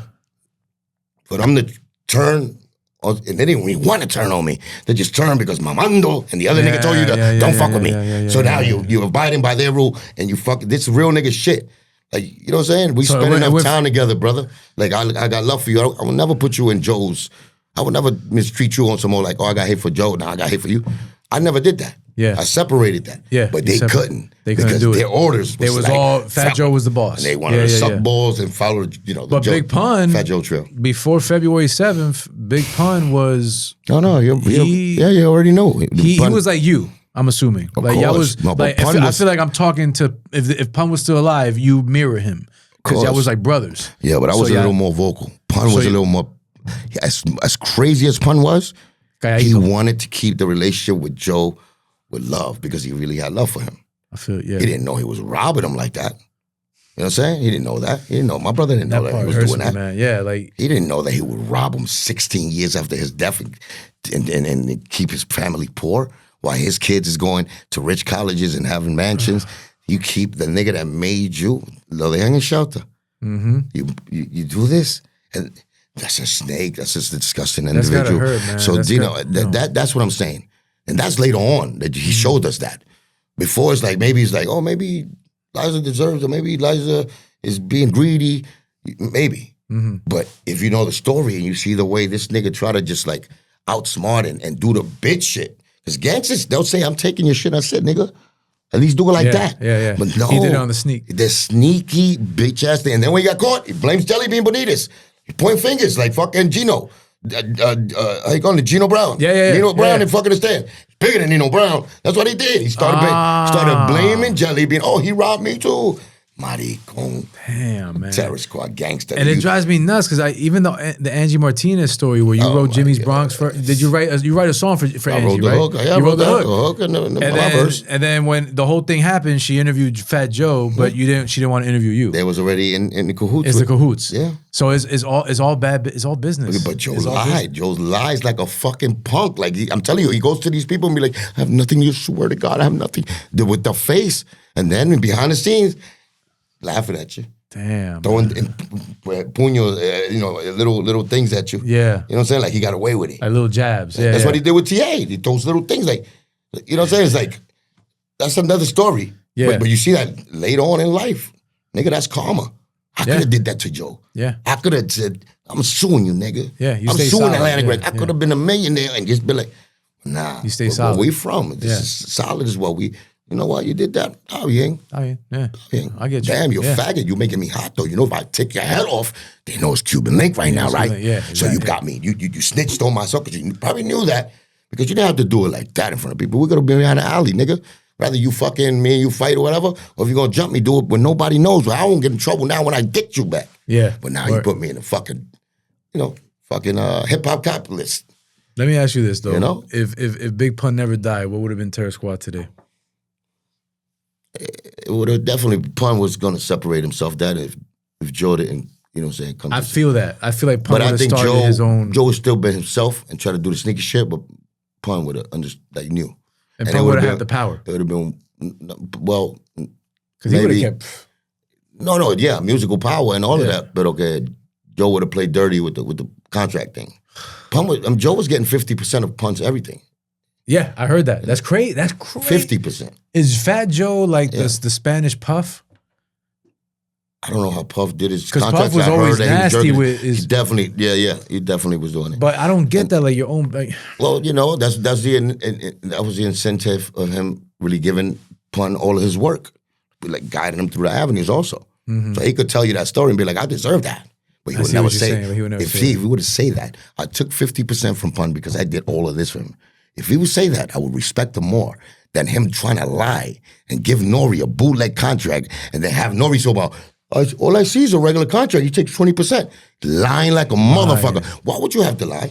Yeah. Say it. Yeah, be honest. Be honest and say, nah, fuck that. I took that nigga. I made him. I had to open up doors for him. I had to get all the producers together. I won't say that. That's what the deal was. Yeah, which is true. It's right? true. Like you gave Pun an arm in the game, but be honest and be transparent. But the problem is that the managing part, the nigga who got the most was 20%, was Chris Lighty, the top manager. Chris Lighty, yeah. And so Chris Lighty wasn't even making 50. God bless Chris Lighty. God bless the That's dead. what I'm saying. He wouldn't even take 50. So you knew in back here, you jerking us because we didn't know the business. And you jerked Pun because he was already in a contract with you. You shook hands and Pun was a man of his word. Damn. You understand? So everything, features, 50%. Shows, 50%. Deals, 50%. Publishing that he sold to Jelly Bean Bonitas, 50%. So if Pun did he was going 50-50 with Joe. If Pun did a show, $100,000, he gets 50. Of course. And that's what he did. He was doing. And Pun was cool with it. Because that was our word. That was a word, yeah. You understand? But he found out later. Damn, he didn't know that. So Pun knew that before he passed away. Before he passed away, he was already doing the changing the numbers. He changed it to 20. I think he changed. He was already into, but he had an argument. There was an argument already. Like it was like there was tension. It was tension. There was tension. It was that. That's when he was. Yeah, we found that out. How? That's why he wasn't in the Terror Squad album like he wanted to. Yeah, he had like 3 songs. Yeah, because that. The Buju Banton. How you gonna get Pun is already? He's getting $75,000 a show, $75,000 a feature. How the fuck you gonna sign Pun to Terror Squad to do an album for Terror Squad album, and you only give him 15? As and a then fan, you give me 10. You give me 10. That's even worse to Pun. I'm not even next to Pun. Pun is platinum. I'm fucking even come out yet. Platinum, yeah. I didn't come out yet. You give me 10. And I was confused. That's 5,000. And me, I'm already getting 10,000 a show. But I didn't care. I wanted to do the album because he did come on, we got to be together right now. I know the money's low right now. But later on, he did that to us. So I was like, I didn't care too much because I was still getting my chance. I already had my other deal with Atlantic Records. Atlantic Records, So I got the Terror Squad deal. And that was the 24 carat deal for the 24 carat deal was 50 G's that I got up front. And then that was 10 G's. I wasn't too mad. Pun though, he already went gold. He already know. He was out of here. Yeah, he was out of here. For you to give him 15 G's, homie. Yeah, it didn't make sense. It's like cojones. It didn't make sense, bro. No. And then for the amount of I was, as a fan, I was like, why is Pun on 3 songs? I was so confused. That's when Pun started showing his fucking side too. Yeah, just Pun was like, I'm done with this. Yeah. And then he wrote, not just say he wrote, Pun wrote Calvin Pershman. He wrote Don Cartagena. He wrote fucking Don Cartagena with you. He gave you all the verses on your features that whatever Joe ever got featured. That blows my mind. He wrote the whole Twins. That was Pun. That was Pun? Pun, the whole Twins, even Joe's part. You know what's crazy when you say that? Because when I hear Joe's verse, it sounds like Pun. I rub your face in, no, that was Pun. I rub your face with the earth and curse your family's children. No, that was Pun. That was Pun. But Pun said, but Fat Joe's verse. I was there in the living room when he wrote both parts. Stop. I was in the living room. Me, Triple Sage, and Pun was there. He wrote the whole Twins. He wrote Joe's fucking features for Who Shot Ya? He wrote everything. I'm telling you, I'm there. Whoa. For the nigga, and right now, recently, he got a little short where he says, Fred Rose said something about ghostwriting or people, taking other rhymes. He said something about Fat Joe. You hear Fat Joe, Armageddon used to write for him. Fred Rose said something. And Joe answered in the short talking about, Fred Rose, nobody writes for Fat Joe. He said that? This nigga got everyone's saying that. But everyone's saying that Don Cartagena, that you and Pun wrote a lot of Don Cartagena. It's not everybody saying. I'm actual proof that I'm telling you. I witnessed this with my own eyes. I went through this. I know for a fact that he didn't do those rhymes that he's talking about. He says nobody ever wrote for Fat Joe. This is facts coming from me, a nigga, a witness. And Joe was always it's a fact that I know he didn't do no song with Biggie. Yeah. I was there. Yeah. It was me and Pun. We did a fucking skit because Biggie, Puff came. After I did the Senorita and all of that, Puff came to us and he brought us into the room that the studio where Biggie was filming. We said we wanted to meet him. Joe was it was me, Joe, and Pun. We go meet him. Pun meets Biggie, give each other 5. I'm a fucking little todavía. I'm shocked. You're like, whoa. We all are. That's Biggie. Yeah, it's Biggie. You know what I'm saying? That's Biggie. So it was a pleasure to meet him, and he showed us nothing but love. I see y'all doing y'all thing. Love. He knew Joe already, and then he asked us to do a little like Spanish skit inside for one of his songs, like an intro, like a drug deal or something. Yes. So me and Pun go. Also, Joe didn't even go. It was you and Pun that did it. Yeah, because he sent us. Like, Joe sent us to do it. Okay, got it. So we went and we did it. Oh, yeah, I was speaking Spanish. The same shit I did for the heist, something like that we did, right? And then Joe, after we did it, he went and did his own shit in the back. Oh, yeah, like ad-libs with us. So he sounded like he was with us. He sounded like we were all together. Well, he got a track by himself, so he could mute us and keep himself there. You know what I'm saying? And that's if he got the masters, because that was Puffy's shit. That was Puffy's studio, whoever the engineer was for that beat. But they got that skit. That's the only thing Fat Joe did. Never did a song with Biggie ever. That he just did that one skit and he rode that as like... And then he rolled it like he did... No, he started off with one... He did a song with him. Then he went to 2 songs. Then he went to an album. He did a whole album with Biggie that Puff nobody knows about. Then the fucking studio burnt down. And the real... he's... I mean, come on. Yeah, you know what I'm saying? Now that you say it like that, it makes sense. Yeah, no, I'm trying to tell you the truth. I was there. You know what I'm saying? I was there. And the main thing about right now, because right now it's a funny thing that he's making as exaggerations about stories And even Jada kids, they throwing flags and making fun of it, right? Like, Yeah. We know when you're lying, Joe. But we they know taking it easy. The Cap like, King. Yeah, like it's a funny thing though. And to me, it's not funny because this faggot has been lying like that and fucking people up Korea before the internet was out and y'all all knew he was a liar like this. He wasn't doing this funny shit where everybody's taking it out. Oh, you lying. Yeah. He was really putting the pressure and lies about about certain subjects and things like that to fuck up between CEOs to fuck up niggas' deals. Yeah, because and lying about it, saying things like me and Punk's wife got busy and saying that I would do that. Like those kind of rumors. That's just the type of lies he make up. But why? Because he wants to assassinate my character. That's what you do. That's crazy. But he has no rules. So he invents lies. I never invented no lie ever on him. But let me ask you this. If you're so successful, him, why would you even want to keep trying to tarnish you? Because pussy niggas are like that. Can't see me in the same level. Why. If I get to a level like that, he'll catch a heart attack. Because he'll think I'm going to go get him. Because he deserves it. The conscience is a big motherfucking thing. Yeah, from hearing the story, and I guess he believes in the 48 laws of power. I guess he does that. So he tries to crush his enemy all the way through. But regardless, what's crazy is I have a feeling, and tell me if I'm wrong. I got this feeling. Te quemaste. It's serious, it should right? look like from the Mayan caves of tequila. That is serious. That's why I take it little by little. Yeah, sure you do. Yo, I feel like Fat Joe just hated on you. But was it jealousy? Because I don't get it. I always said everything he ever did. It's like he's projecting who he is in his music. Like jealous one's envy, jealous one's still envy. I think he's a hypocrite. Everything he says, like jealous one's envy, he's the one that envies everybody. When it's loyalty, remember he had the second album after Después, so he made an album called Loyalty. He's the disloyal nigga. It's all projection. He feeds the opposite to people. Yeah. Some people believe it. And you weren't around around Loyalty. That's when it all got. No. That's when it all got. After Pun, God bless the dead Pun. Yeah, 2001. 2001, February 7th. Pun passed 2000.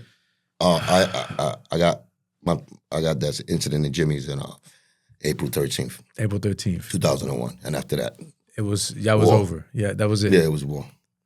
So he was probably just when Pun passed away, it was like an opening for him to be like, you know what, Cuban, I don't want to rock with you no more. Oh yeah, it was that. It was like almost like, okay, I got an opening now. It was just I'm taking over. Me. I was thinking we, us, unity. You know what I'm saying? Help each other, be each other's crutches. He was like, nah, me. And everybody else fell in line. He either showed them an example of violence, or he either threatened them, they all got in line. Mm-hmm. I feel they all was pussy. Yeah. And they all sold out to the day. He probably sold them a dream or you're next, whatever. Yeah. And they said, fuck Cuban Link. Regardless if we grew up in a hood together and you my little nigga, I got you on, I help you get on, doesn't matter. Except Triple Sace. Triple Sace, Sace different. Me and Sace. Yeah, Triple Sace. Sace wasn't on the second Terror Squad album. No, none of it. It was just Prospect and Armageddon, right? Yeah, the baloney smokers that stood there. And look what they did. Never even got in them. And right there, he started, right there is when he was promoting Remy. Yeah, he was promoting Remy. And that's when Lean So Back Armageddon, the niggas that was there before us, especially Armageddon. Yeah, Armageddon was fucking patiently. And that was his man. Todavía. And the one who wrote for Joe, Armageddon was Joe. No, he's a pen. He was the first pen. Yeah. They didn't give him a shot. Damn. How long can you just... people seen this. Prospect, supposed to be nice. What happened to Prospect? And niggas be blaming me. Oh, I fucked up the deal. Okay, I left already. Yeah. Years later, when the fuck did you ever drop an album? When did Joe ever help you drop an album and announce that you coming with an album under Terror Squad? Never. It's been Joe. So it's, you could tell already. Like, history has done told already. Yeah. It's reality. It's like, no, but I'm not lying about it. How was that for you, dog, that you had to deal with your best friend's death and then also the death of you not being with Terror Squad no more? How was that for you? It was crazy chaos, but I was with it. You a soldier. When I got cut already, I was with it. You was with it, yeah. I was with anything. And I was dangerous. Yeah. And I was dangerous with it. I know God saved me for a lot of situations. That's what I want to ask you, though. It was dangerous. You just see it, but you don't know can you walk me through that? It was dangerous because it was a public beef. It was so dangerous that they didn't even announce it I remember you had DVDs that Beef Part 2, Oh, Part 3. To come up. They had every beef there except me and Joe's beef. Really? That made it more dangerous. Really? You know what I'm saying? Because this is real street. People want this to happen because they're not public. When you publicize something, at least you give, and niggas back off. You know what I'm saying? Nobody even said a peep about being Joe's beef, how real it was. I would think this is... That wasn't rapper beef.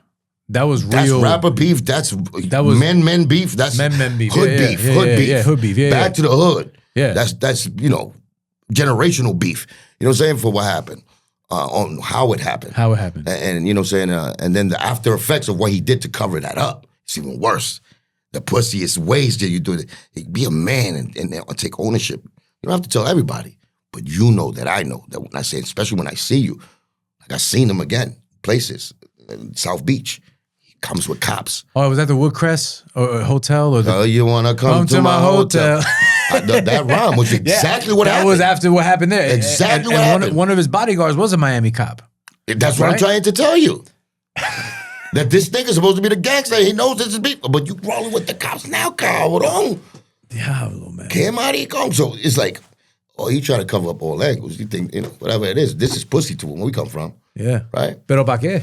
For what? Because he wants to set me up. But why? Because he knows. Because I'm a threat, and I owe him one. Mm-hmm.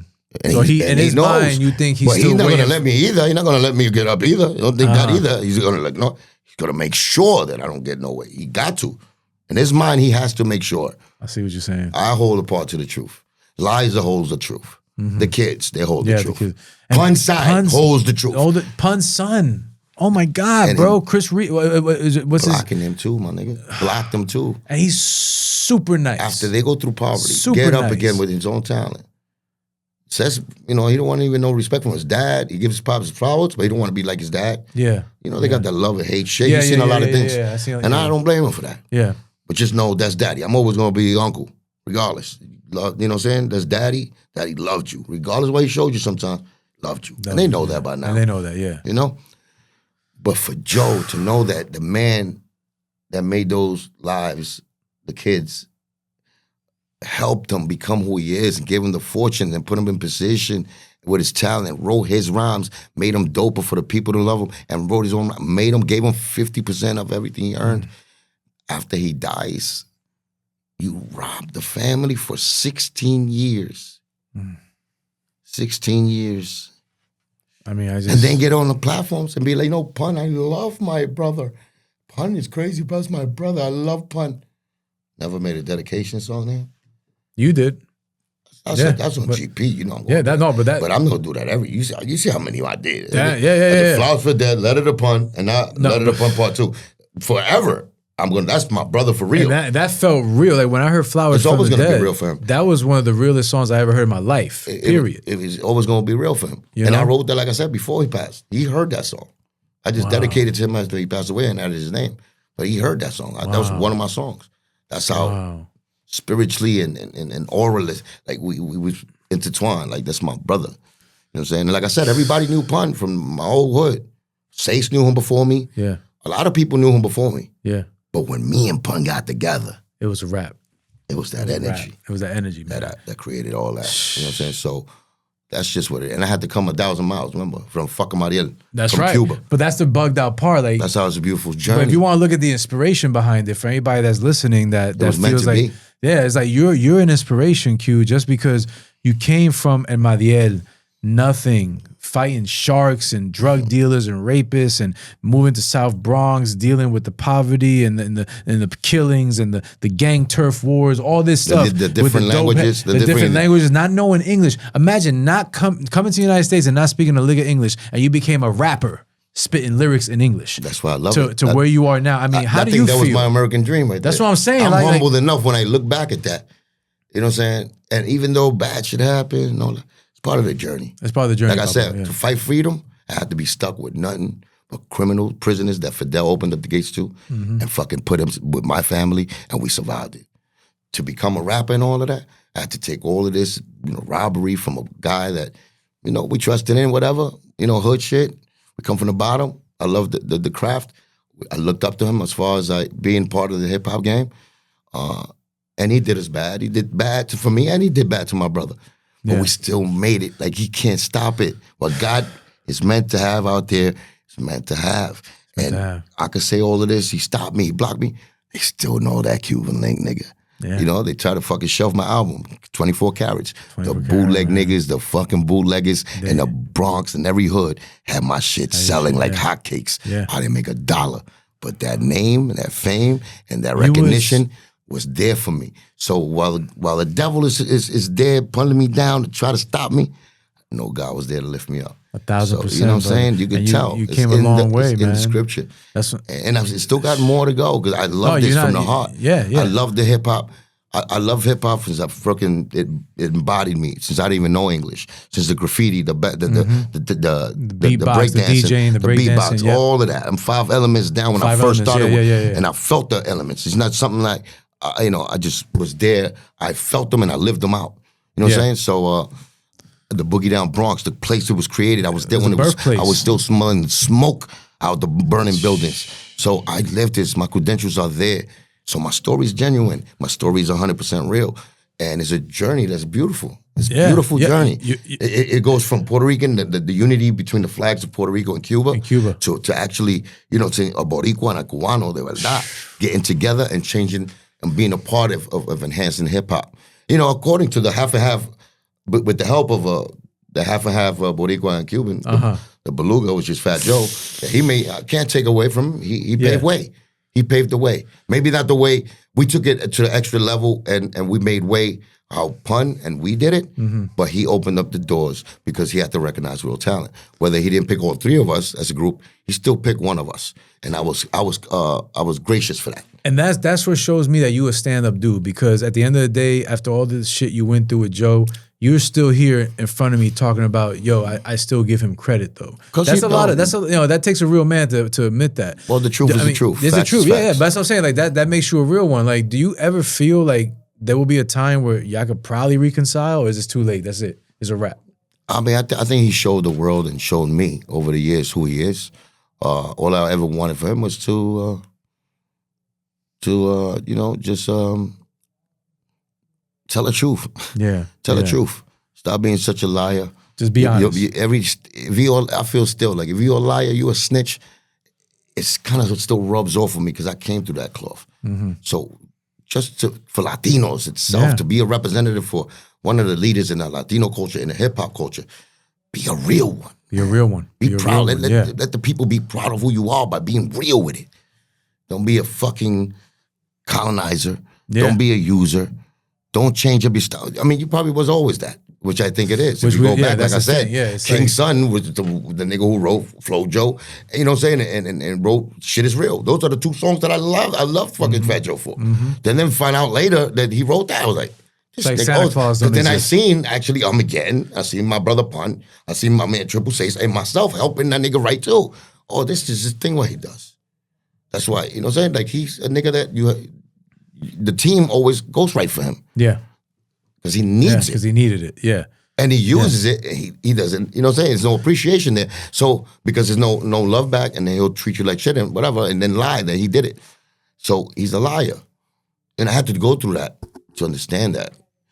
You know what I'm saying? So, it's like, it's a real big disappointment. You know what I'm saying? Especially from what he started from, the roots. Because the roots that he started from, we came from the same roots. From Forest Projects, from the Real Terror Squad group, and it was real. And those ethics, I think the nigga just he messed those morals up. You know what I'm saying? He represents himself. Yeah, and he already unmasked himself. He unmasked himself. Yeah. I mean, if you're still looking for a little shred of anything, he's a piece of shit. Yeah, man. You know what? That like the Clips album, it says let God sort him out. At this point of the day, you gotta let God sort him out. That's what I'm trying to tell you. You know, you can't do much but just worry about yourself. And you a solid dude from what I see, chopping it up with you, Q. And I know there's more success that's coming your way, man. 24 karat solid, man. 24 karat solid, bro. Always from the first. And I got a new project. Yeah, hell yeah. Tell me about the new project. Man, we got the Missing Link. Yeah, Missing Link is the new project that I'm working on. independently, of course. I've been working on this for. Is this with J Boss Entertainment? No, he's doing his own thing. Okay. It's we my just bro. showing him love. Okay, so gotcha. we're doing gotcha. the code, you know, the vice versa. You know what I'm saying? I'm trying to grow his brand also. Cross promotion. He got a lot of things that he's doing. But it's definitely a joint where he's doing his thing, and we're working together on it. We, you know, sharing the podium, and he's I'm putting my stuff on this shit just to see him grow, because he got a lot of valuable things that he needs to you know, show the world. And me myself, I'm just trying to. You're still killing it. You gotta hear it. I know. I'm excited. Yeah. If you was proud of me back in the days when we first started, check the lyrics, back to the lyrics, especially nowadays. You see how hip hop, and right now, hopefully, it'll turn back into everything. I hope in history. So, man. Because right now it's. Yeah, but look, it said in a lot of years, like there's no hip hop song on the 40 Billboard. Right? Yeah, for the first time in 40 years, they said. And that's what I'm saying. It's scary. So no, it's not scary. It's reality. But now it's rebirth. It's exactly what we've been feeling. Rebirth now. Mumble rap. Rebirth. Yeah, mumble fucking, rap. The McFilthy MC rap. The follow the biter. That just makes songs. They try to make it like a factory. Rap has never been that. It's about the foundations of hip hop is about the MC. Yeah. Lyrics. Being an MC. Skill. Move the crowd. Yeah. Being original. Don't bite. All the rules. Write your rhymes. They bit every rule that they put. Bit every rule. And that's the whole finale of it. Yeah. You see it? You see it. That's proof. So they was making money. The hustlers. That's what it is. It's a hustle game. It's a hustle game. They turned into the rap game, the love, passion for hip hop, the lyrical ability, the real artists. They took that out and they made it a hustle, a formula. That's why even the Jim Jones, I ain't gonna front, the Jim Jones, not a real rapper. It's a hustler. The hustler, yeah. That's it. He knows how to hustle. French Montana. Yeah, French Montana. Hustler. Same thing, yeah. You know what I'm saying? These are hustlers. Yeah, that's true. I didn't think about that. Yeah. Even the Tekashi 6ix9ine, hustler. Hustler, yeah. These are niggas that they got a little personality. They bring the other things to it. They know how to market. They know how to market. But they're not the Nas's of the world. They're not the Coogee Raps. They're not Rap, and that's Big when I Daddy feel sad. Kane, I'm Jay-Z. inside. The Mobb Deeps. Yeah. You know what I'm saying? Prodigy. 50, I think, was the last. 50, yeah. Lil Wayne. Lil Wayne was. Lil Wayne. That was the last Lil Wayne. motherfuckers that I think. You know what I'm saying? How do you feel about Drake? I think he's a great entertainer. Well, you think he's a lyricist? I think he's a great deliverer. I cannot buy into as the artist who is and be like, I love him like I love Biggie. I love him like I love DMX. It's not that. It's not that. He was a talented guy. Yeah. But he's just not that. But I think it's also Kendrick. Kendrick is strange to me. Yeah. He's just strange. He's lyrical. He can spit though. He can spit. He's a beast, but awkwardly. But it's not New York. It's not. No, but he's dope. He's lyrical. But he's dope. But it's the delivery to me is not the best delivery. It's not the best delivery. Not the best delivery. It's not, you know. But you know he what? He doesn't. It's like also marketed. Yes. You can see. But you know what it is though? It's for the pop thing. I don't know. You from the golden era, dog. At the end of the day, you are coming back. Let me tell you something. Yeah, I really pray it comes back. Like, you know what? We got hope. Who are these cats from Buffalo? Everything goes. Look, Cuban Link, golden era, 24 carats. Everything's gold. Everything go. Everything's gold. Yeah. So, you know, it's only right. But think about, you know, what's his name? Benny the Butcher, Conway. That reminds me of the era. They just underground where it's like, it's almost there. They need that song, you know. They need that pop hit. Just like the brings, like the shook ones. They need that. Yes, they need that. To take it to But they remind me of like a Mobb Deep, Terror Squad. Like they remind me, like that makes me feel. That's like I don't listen to much hip hop anymore, but that there, yeah. They give us a glimpse. That still keeps me close to the heart. And me too. Like I said, man, I'm working back to the Missing Link album that I'm working on. When's this coming out? The Missing Link album. Man, it's coming out soon. Right now, I'm just putting out projects, visuals. Yes, I put out certain things out there and Spotify and all of that. It's doing great. But it needs that push. It needs the push. It needs the visuals. And we're just putting it together. Like I said, we're doing independent work. And I love the name of it too. And we're gonna bring everybody to the mountains we in. That I'm on. I love it. You know what I'm saying? They left me alone in the mountain. Okay. Now let me show you. My talent is gonna bring you back up. Now, you know, you don't want me down there by the valley? All right, cool. I'm gonna bring you up the mountain. Watch this. Because it's gonna be undeniable. Yep. And that's what it is, with the talent. You know what I'm saying? Besides, my story's my story. Real nigga all day, every day, solid. We can get into that. We can make a movie about that. But when it comes to talent, showcase the lyrics. Yeah, we got to showcase the music. Yes. That's definitely, you know what I'm saying? That's what at the end of the day counts. That's what I'm excited to hear. That's what I'm excited to hear. So I did get backtrack being a real nigga and doing real things and getting caught up with the street life. Now get back to 100%. The artistry because you are so talented, man. Like, and that's what it is. You need this. We need this right now. Yeah. So anything I could do to help, please let me know. You want to come back when the album comes out? I'm all open arms, man. Just give me that love that you've been giving me and all day, bro. Keep an eye on me. Tell people, yo, check me out. Check Cuban. You know what I'm saying? I'll do the same. And for a real reason. You know what I'm saying? I want you to be proud when you hit something. Of course. As I said, you to love it. Not because you know me, I came and did a solid for you. I want you to love it because it's like, yo, check that shit out. Yeah, exactly. That's what I mean. And you know it's real for me because I'm a real fan. Like I didn't just like see Cuban Link on social media. Oh, I'll be calling Ari. Nah, you know like, everything. It's love. Yeah, they get it on me. So I got mastermind questions. I asked this to everybody before I wrap up the show. So I'm asking you some quick questions. Cool. Quick thought. If you got a story to attach to it, tell the story. What person in your life has brought you the most influence? Big Pun. Wow. Speaking of Big Pun, right?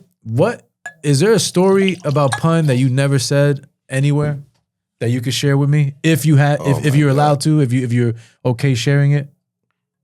Yata. Big Pun story.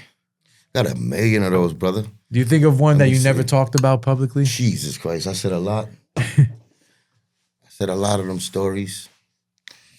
I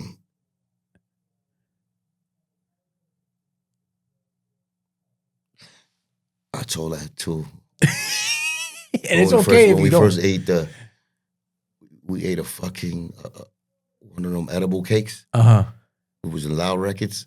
And this nigga, it was his first photo shoot in Loud Records. This Capital Punishment photo shoot? Oh my God. Me, him, and Booby, his cousin Booby. And we ate, they had a fucking cake, and it was an edible, like weed cake.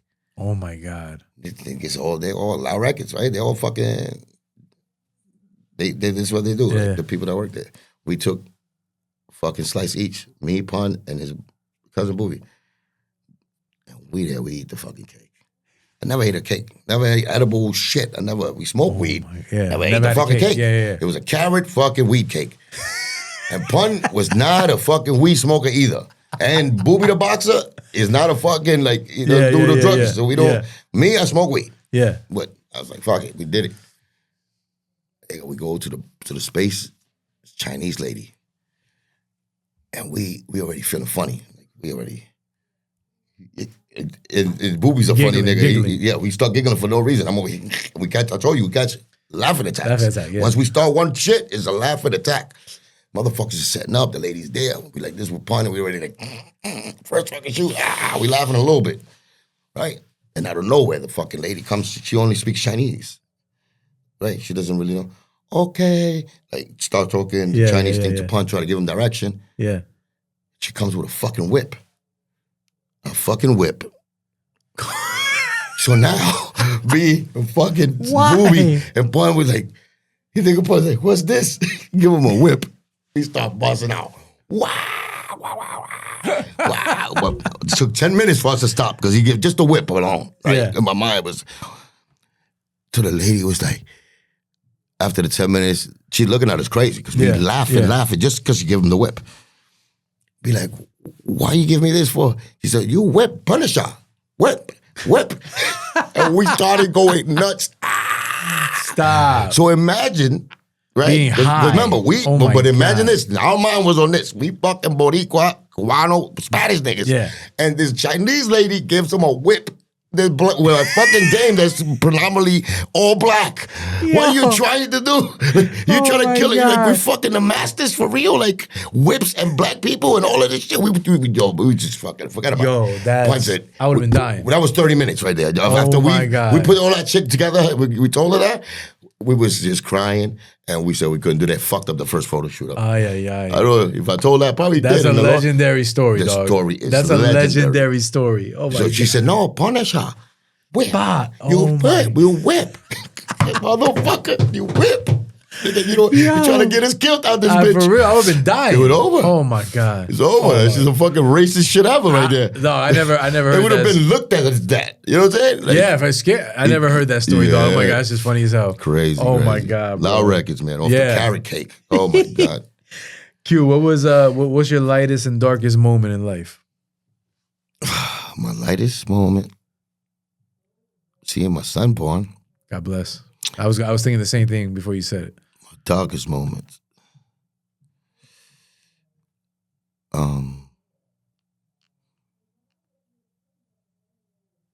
Darkest moments was feeling lonely. Feeling lonely? Yeah. When? All the way through now. All the way to now? Yeah, Really? but it's something because I had to be lonely. You're a soldier, yeah. Because it's that position that I was put in, and I already noticed you can't take some places you go, you can't take. You can't go people with you, yeah. And you have to learn it. So the betrayal of betrayals makes you feel like that. Like, God damn, man. Not even the ones you tell the truth to that are solid. You could trust. Could roll with you in this mission. I learned that it's more than just physical. It's spiritual. It's spiritual. And it's a journey that I know I'm only could travel to that. And, you know, I got to take it like that. It's hard knowing that. Yeah. Without being mad about certain people. You know what I'm saying? So that's the path that. It's a hard path travel, but you're going to get to the end of it and you're going to be proud of yourself for what you went through. Oh, yeah. It's more of a scripture that needs to be documented. Yeah. For the story that would relate to the people. That needs to be told. Yeah, needs to be told. That's it. I feel you, bro. Speaking of that, what's the next level of success in your life look like? The humility, the repaying the people that was there, regardless. The making those proud, especially those that believed, that related and saw the journey. Make them proud. Make them proud. That it was done in a classy, stand-up way. And I feel that you've already done that because you're a stand-up dude from what I see. You know? And I definitely want to get 3 Grammys for my brother Punt that he asked for. Yeah, because they jerked him at the Source Awards too, but at the Grammys too. With bringing 3 for the family. Yeah, bringing 3 for the family. So I definitely want to get that. You know. I feel you, puppy. I got 2 more for you before I let you go, man. What keeps you driven in life? Oh, my story. Your story. God. Yeah, God. The energy of the truth. The truth. It's not told. And you speak that every day. So that's why it's part of you, who you are. The truth to the story I live. The truth to the story you live. Yeah, it's been corrupted. It's been tainted. It's been, it's been written with not my ink. And I don't want people to take that. Like, that's my story. And that's the fight. Putting the truth. You're going to feel the truth when it's said, or when it's written, or when it's shown. It's authentic, yeah. You're going to know it. You're going to know it. You don't have to, you don't need a lie detector. But with my truth, I have to come with success. It has to come with my work. It has to come with my talent. Yeah. To bring it along. It has to have a vehicle. As powerful as the ones that are trying to drown out the truth. I have to make it the powerful vehicle that that touches people, the story. I love it, bro. I'm here for it, man. Yeah. Last one before I get you out of here, brother. This one always gets everybody, so take your time if you don't get it right away. What's the last thing you purchased that changed your life? Te cogí. Last thing I purchased that changed my life. The last thing you purchased that changed your life.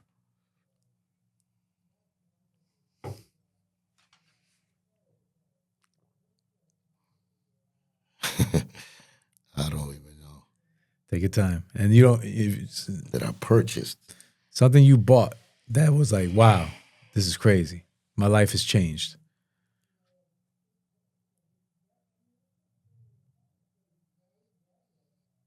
That changed my life? That changed your life. The last time I bought what? I'm not even good into shopping now. I'm doing everything naturally. So I feel you. No, everything is like spiritually, naturally from the grassroots. So it's like, I guess a phone. A phone. All right. No, I'm at you. I guess that's the phone, yeah, because that's what I'm going to use to, that's the connection between me and the world.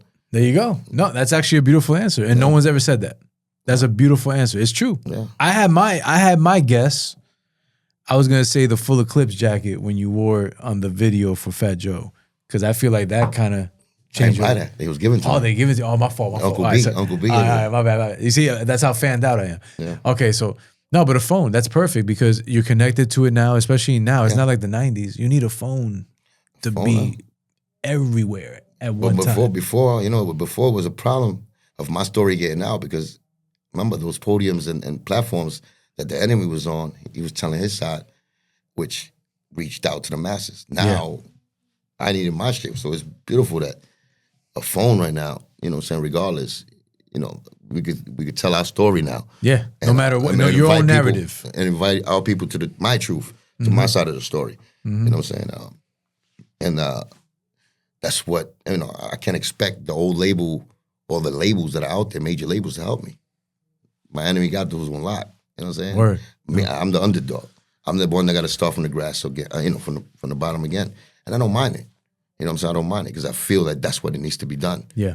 You know, so much shit that's been thrown in the middle and the industry, they're lost and they already took sides with certain things. And when they take sides, they're going to rock with them, make money with them.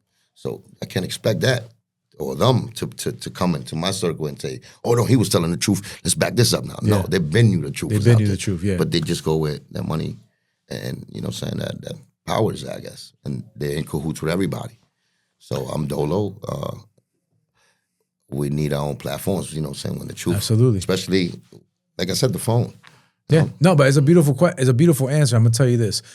The phone, and it kind of exemplifies your whole journey because the one thing, you can try to kill somebody's spirit, you could try to kill somebody's reputation, you could try to kill somebody's aspiration, but the one thing that stayed consistent throughout the years is your voice. There you go. And that's the one thing. Even though that I got a little more graspier. You see, when I first started off the books, when I heard the mouse. remix, the raspier voice, so that's even better for this. Hold But dog, let me tell you something, man. You are an inspiration, not just to myself, but to anybody listening that feels like they haven't done enough or that they need to do more.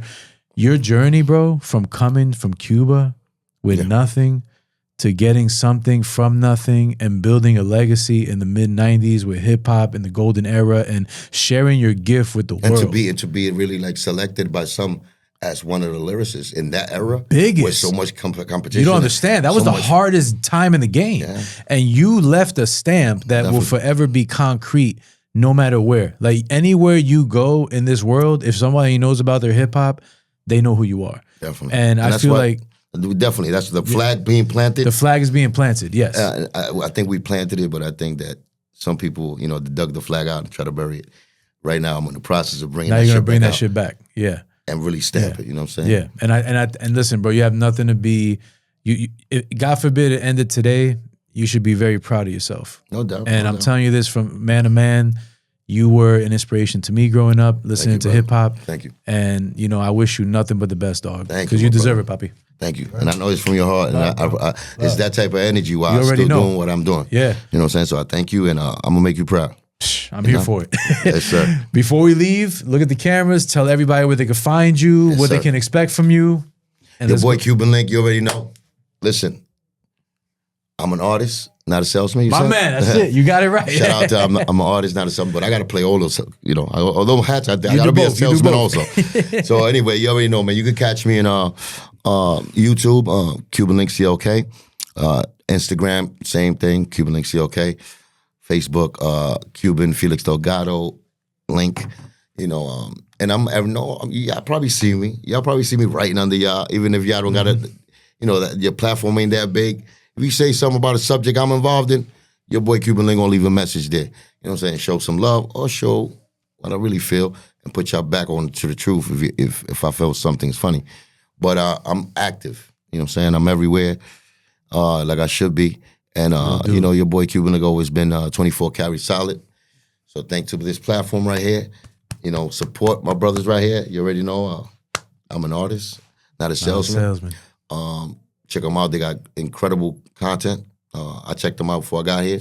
And this interview especially, it was a dope one, real from the heart. Thank you, dog. Thank you, man. A real conversation. It's my mouth.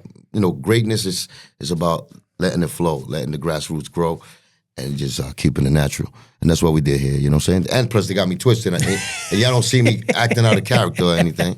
We talked about a lot of subjects. There's a lot of things we didn't touch. A lot of shit. We got to do a part 2. I'm trying to keep it clean with you. We got to do a part 2, papi. Oh, definitely. Yeah, that's solid. Yeah, listen, we connected, dog. Listen, I told you this before we wrap. We're done here, but I told you this. The one thing I told you when we connected on the phone was, dog, thank you. Salud. Salud. El último. Ya tú sabes. Final shot. Dale. All the way. Quick shot. Thank you. Thank you for supporting a Latino platform. That is special to me because when I started this almost 4 years ago, I just wanted to share people's stories. I never thought, someone told me 4 years ago, you're going to interview somebody that you used to listen to when you were trying to be an artist yourself. I would laugh at them.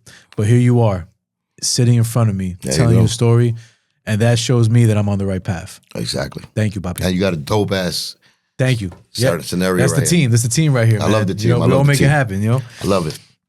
Papa, thanks again, brother. Until Pleasure, next my bro. time, we're going to rock and roll. Ya tú Appreciate sabes. you. Ya tú sabes. All right. Ladies and gentlemen, that is a wrap on this special edition of I'm an Artist, Not a Salesman podcast. If this podcast inspired or moved you in any way, please subscribe to my Apple, Spotify, YouTube platforms by typing in Luis Guzman, I'm an Artist, Not a Salesman, and clicking that subscribe button. Please make sure to follow my Instagram handle at I'm an Artist, Not a Salesman for further content and updates. I'm thankful for every listener. I pray you have a blessed one, not a stressed one. I'm not a rapper. I just fuck rap.